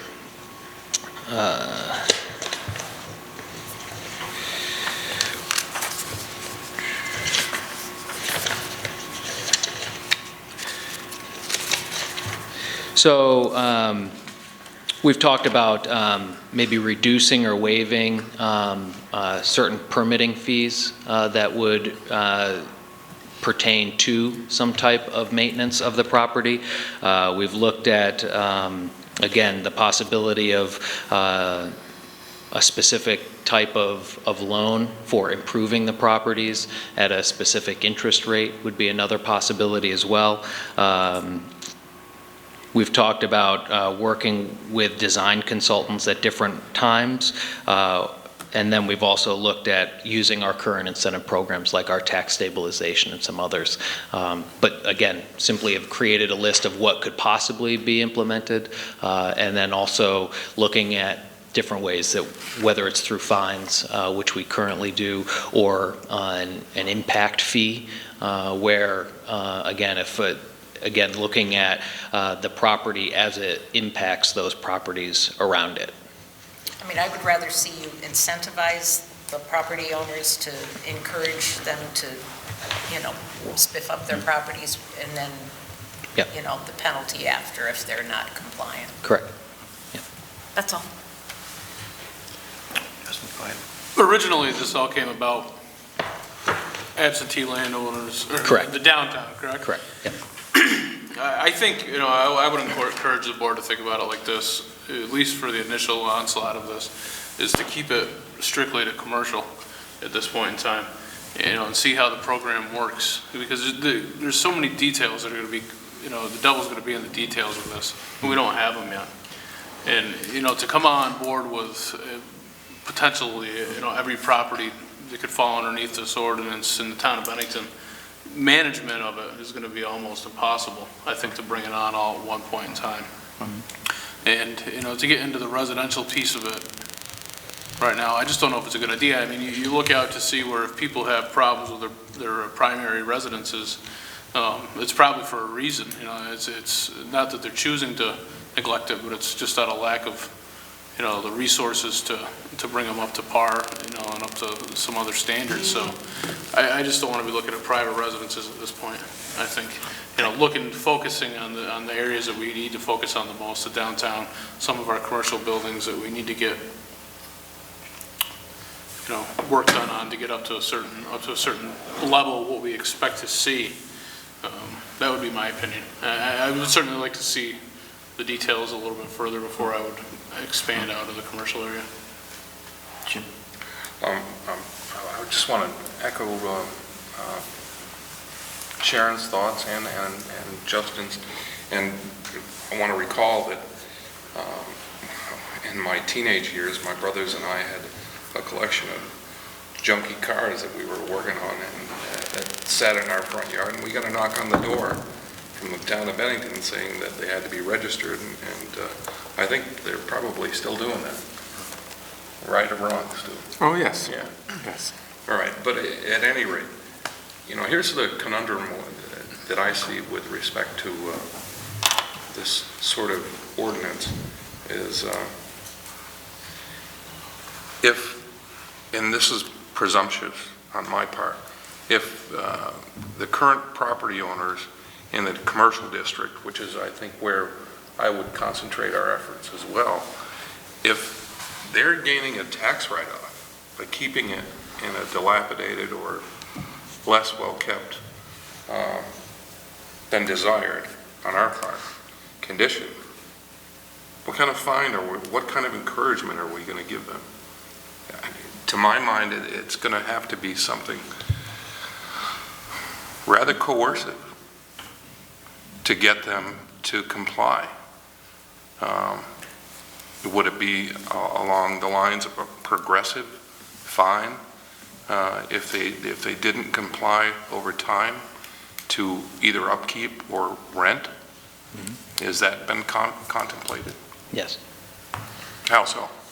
a progressive fine. Well, do you have any?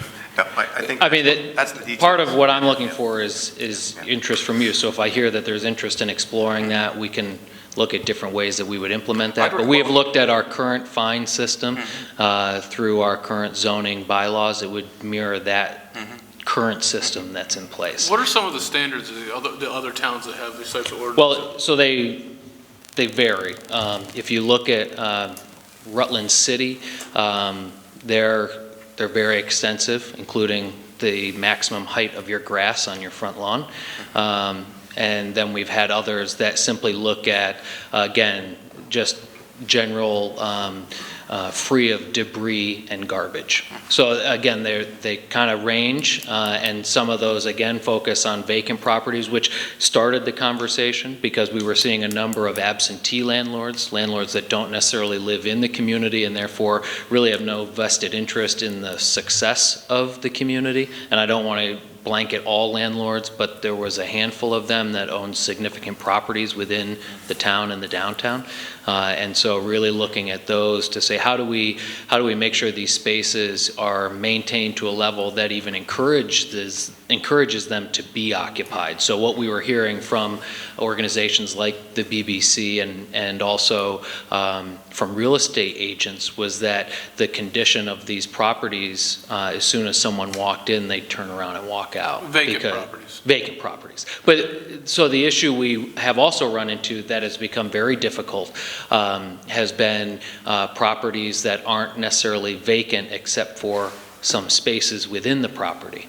A good example, just because it's in the center of downtown, is the Putnam Hotel, right? So again, they're not fully occupied. They have a number of spaces that are vacant, but the building itself is not vacant. So part of what we've been needing to play around with is the definition of vacant, and does it apply to an entire building? Is it a certain percentage of the building, or is it per space use? So again, those are the challenges we've run into through the ongoing conversation. Well, here's, with respect to the Putnam Hotel, which is currently owned by the Greenberg family, I know that historically they've been very generous with tenants with respect to discounts on rent and months of free rent. And the idea of imposing a fine on people like the Greenberg family that, have bent over backwards, essentially, to fill those spaces and be generous to their tenants. And by contrast, the Heart Block, if I have to name names, that has remained empty and ugly and dirty and unkept. And if there is any group that ought to be fined, or any property that ought to be fined. So just to point out, I think it's important to point out that with the new ownership of the Heart Block, they've actually invested significant amounts of money within the property over the past 6 to 8 months. Yeah, let's not so get into I don't want to get into specific properties, in fact, I think we're talking those are tonight. examples. Okay, yeah, thank you. All right. Let's not get into the Okay, fining fine. system. That's fine. But in a we're larger talking- sense, Tom. But let's not get into a dialogue tonight. It's a contrast between. No, it isn't. It is. It's a contrast between the two different properties, how they're maintained, and We're talking about minimum maintenance, not fairness, anything else. in fairness to. Okay, we're going to move along. John? I'm not done yet. I'm not done Well, yet. finish up then, please. Please, I will. I'll Okay. take the time that I need. Okay, do it. Get to the point. I will. In fairness to property owners like the Putnam Hotel, in contrast to others, we've got to think about, what kind of fines are we going to impose in contrast between those two people who maintain their properties very differently. That's my point. Okay, John. Fine. John? Yeah, just looking at this, I know the last time we had the conversation, so I think a lot of the opinions of the select board members was that we were lacking the detail to have a substantial conversation about how this was going to work.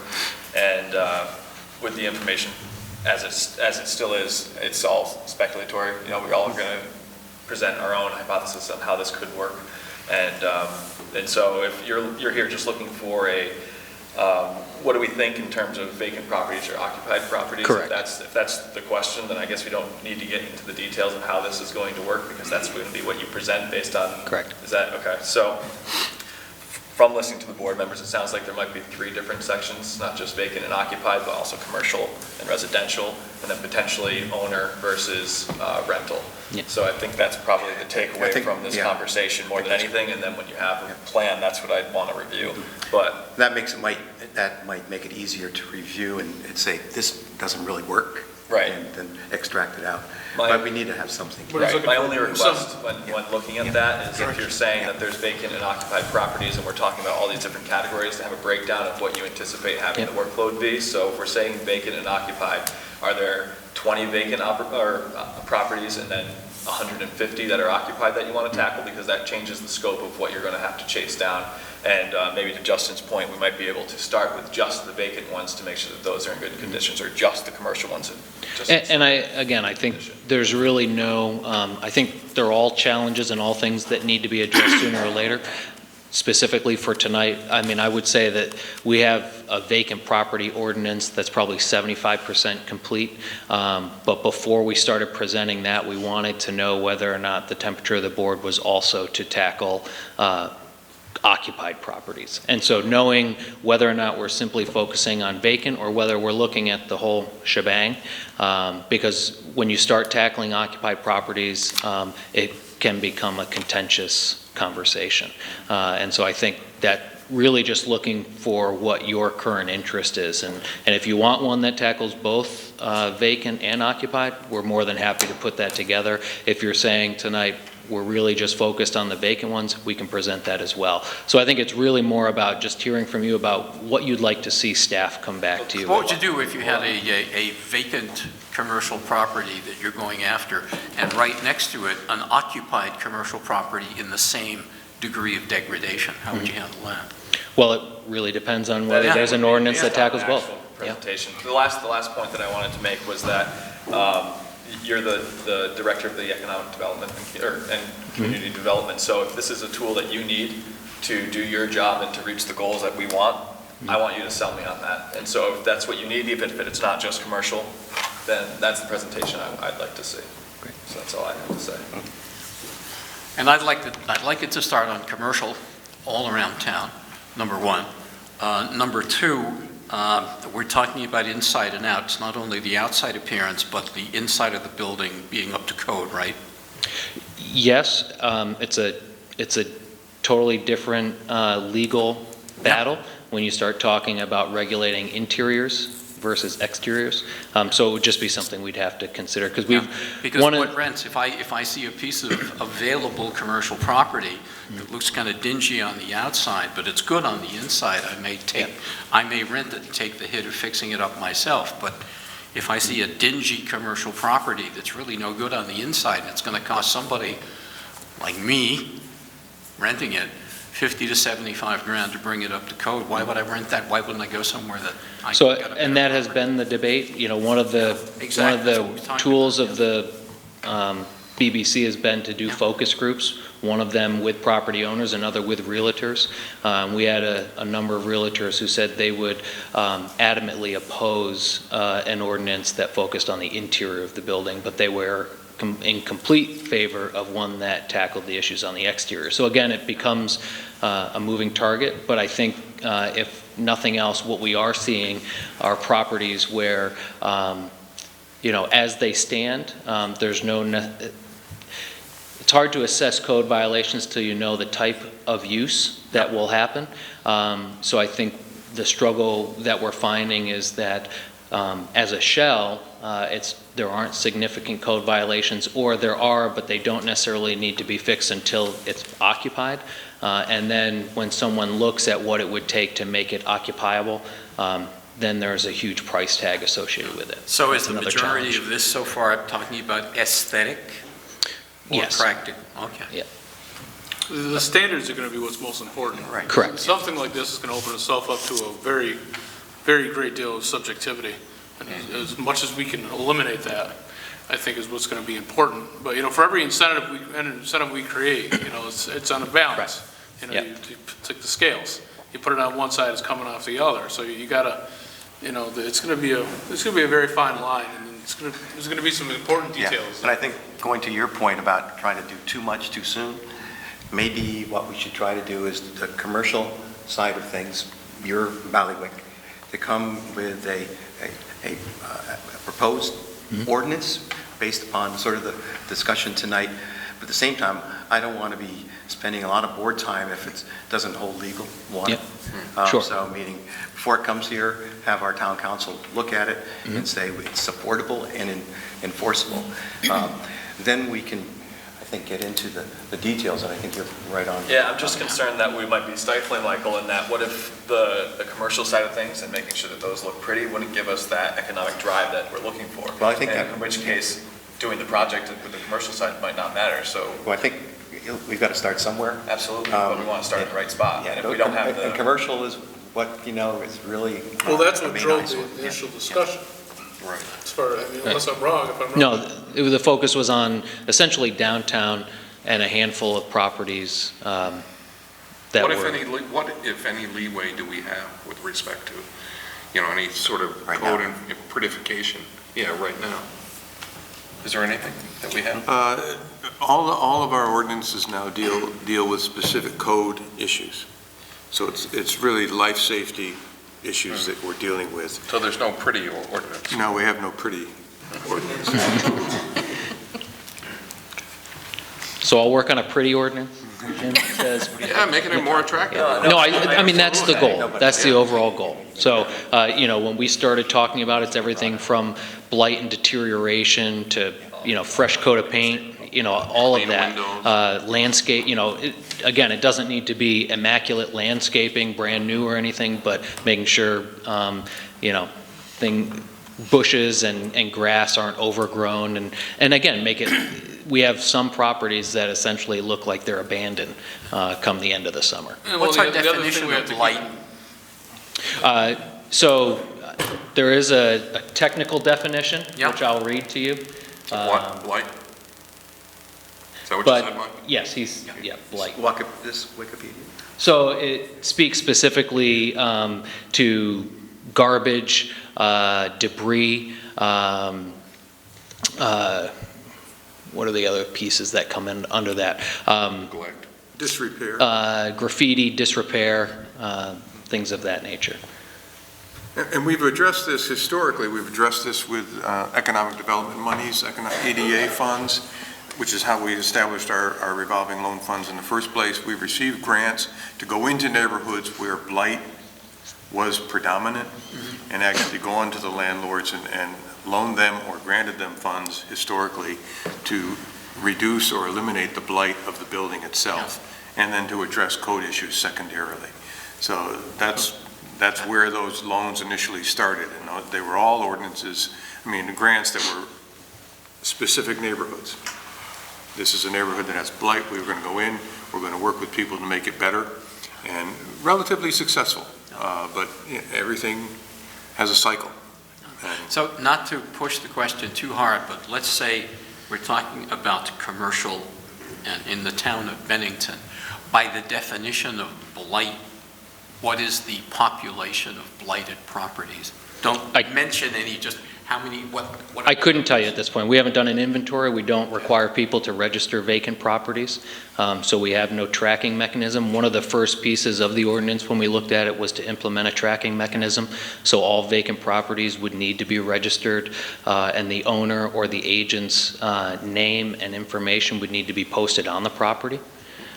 So we're able to identify which property. Mike, would it, in the formula, or just in your thoughts with respect to the formulation of this sort of ordinance, the period of time that a property remains vacant, would you contemplate that as part of the progressive? Yeah, so part of what we looked at was 6 months, 12 months, and beyond. And when we looked at even something as significant as an impact fee, which would be a fee on top of the actual daily fine for a violation.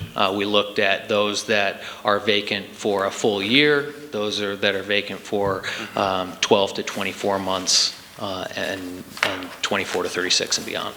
With respect to other ordinances that look at this, have you looked at Rutland's so far? Ordinance? Yeah. Yeah, theirs is a vacant. Because they have a thriving downtown. I don't know how many of you have driven through there, but it's beautiful, it's vibrant, it's active. We have, again, theirs was a little more significant. Again, they focused on occupied buildings as well. So we looked at even ones from Sacramento, but this one specifically that you're talking about was for the city of Rutland. So we did look at the city of Rutland and some of the different codes and criteria that they put in the ordinance. Can you name just a few high points? You don't need to go into too much detail. I have it right here in front of me, so let me find the part about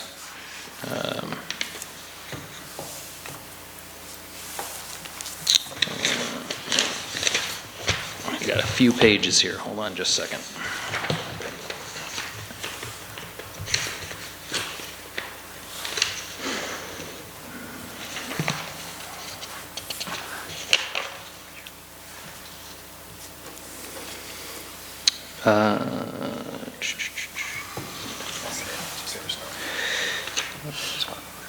So they have a specific piece on public nuisance, so any building qualifying as a public nuisance or an attractive nuisance at common law, any building that is unsanitary, sewage or plumbing facilities, plumbing, electrical, heating systems. They go on to identify, they look at vacant building owners. If I can get into a little more detail here. I can pull that up for you, but again, one of the ones that sticks out to me that I remember seeing was they did have a specific length of grass. So again, I think they had identified 6 inches.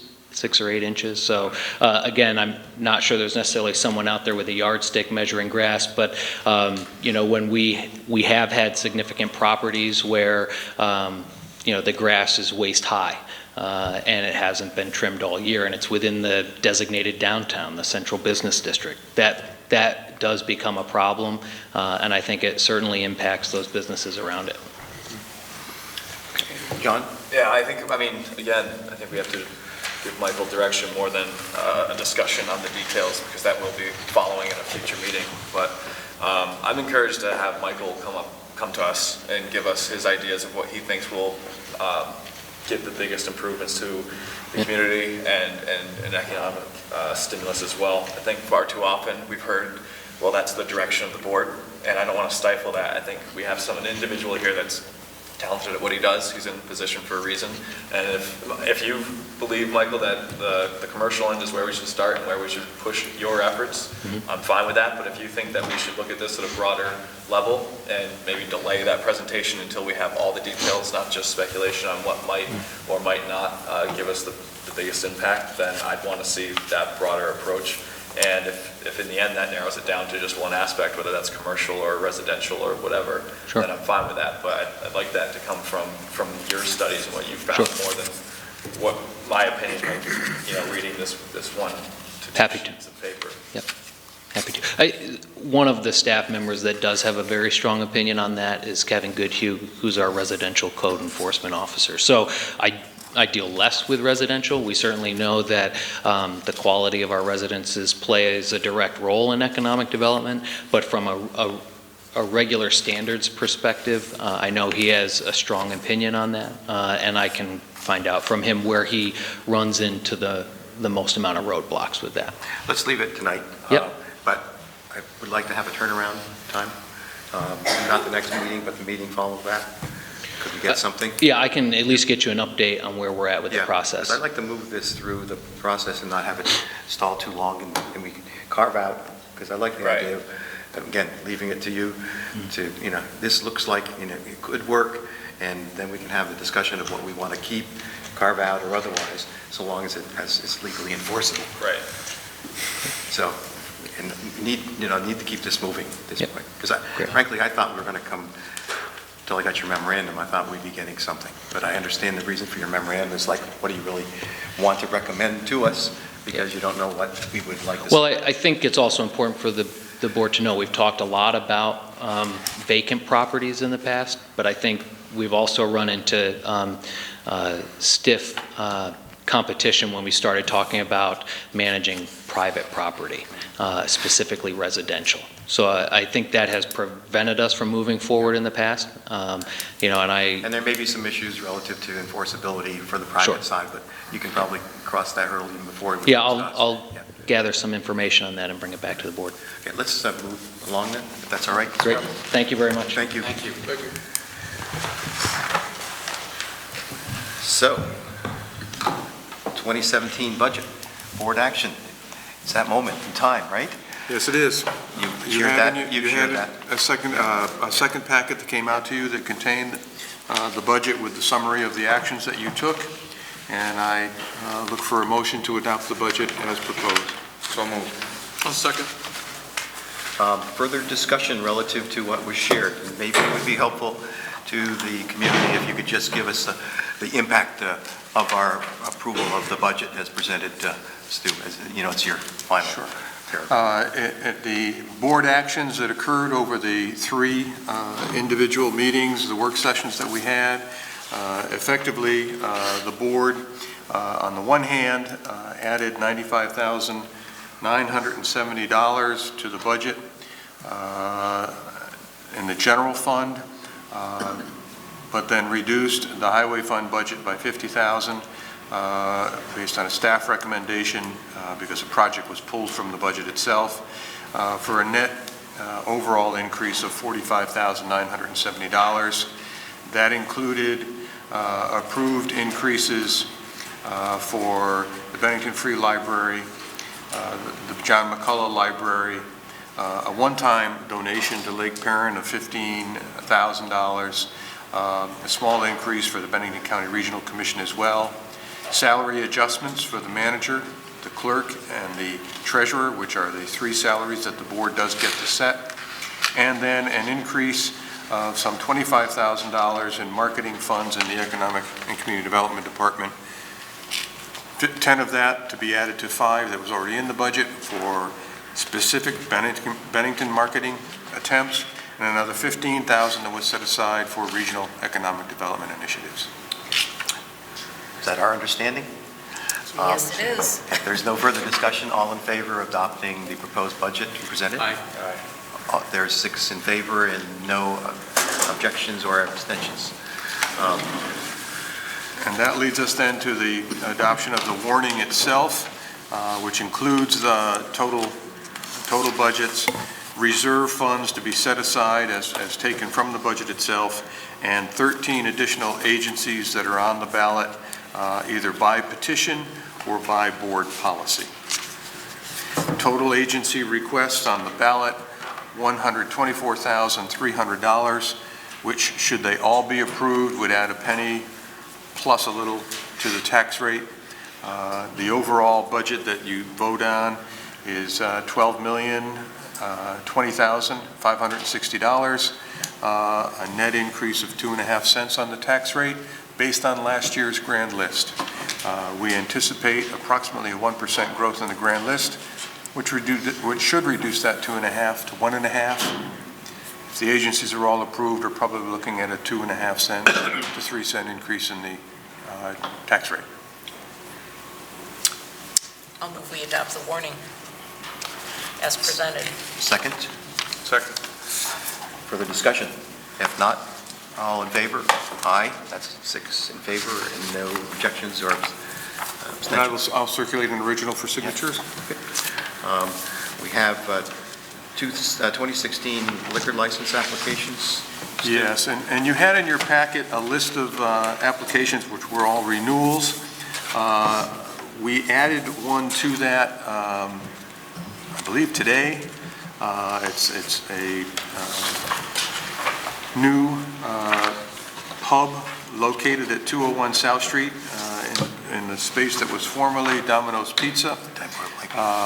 And that is a new first and second class liquor license application. So when I circulate this for your signatures, you'll be signing for the renewals on one page, and I ask that you pay attention and sign, if you're going to approve it, the approval section on the license that is attached. And I'll just circulate those for your signatures. Is that the place in the Buckley building? Yes.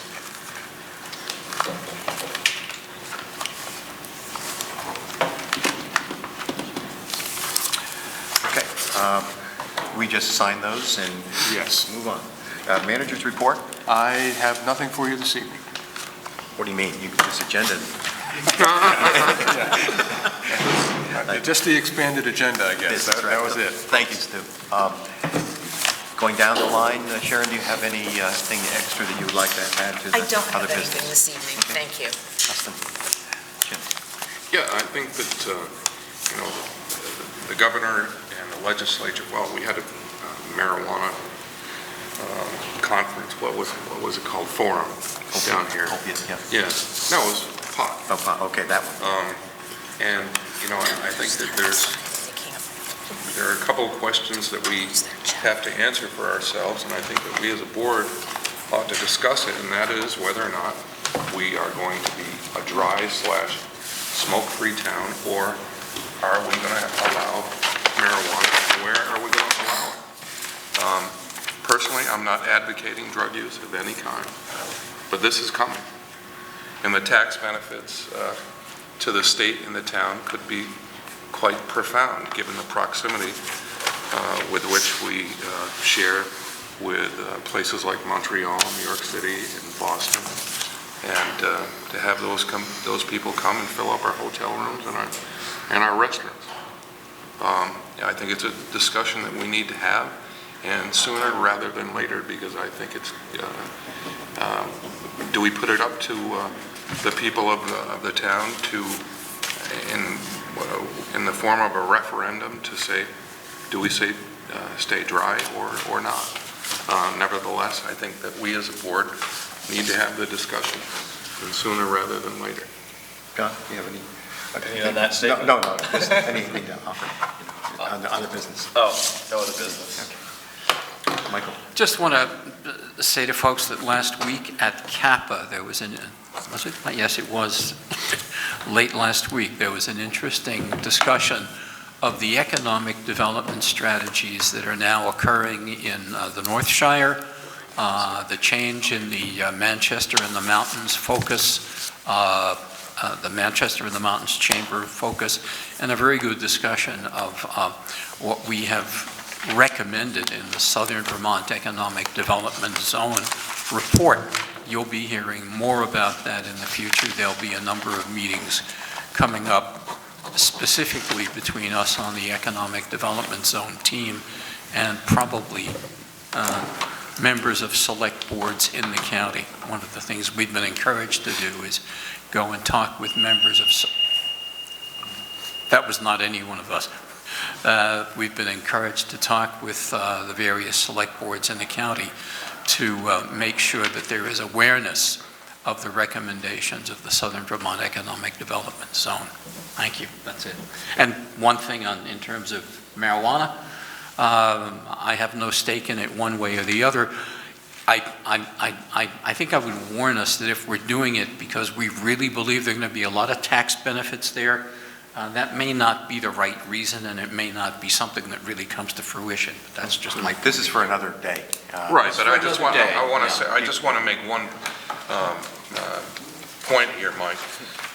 And to my mind, if the state of Vermont or the town of Bennington were to adopt use or permission or permit the use of marijuana, that whatever tax benefits we reap would go towards rehabilitation with specific focus on opiate addiction. Right now, it's got to be costing the state tens of millions of dollars. And the taxes that we could generate with the use of marijuana could go to treat opiate addiction. that's a blight and a burden on not just people and families, but the state altogether. And I agree with your sentiment, and I don't think we need to discuss it anymore tonight, but I'm not sure that those tax benefits are that proven at this point. Well, it's projected, and this is the governor's projection, that it would be about $70 million a year. Well, the bill's still in committee. Yeah. We don't even know what the legislature's Nevertheless. going to do with it yet. Might not even get out of committee. Except, we'll see. Motion to adjourn. So, So second. So Any moved. For discussion, all in favor? 6, and none Done. against, and the audience is well in line with us. Attorney. Thanks very much, folks. Thanks, folks.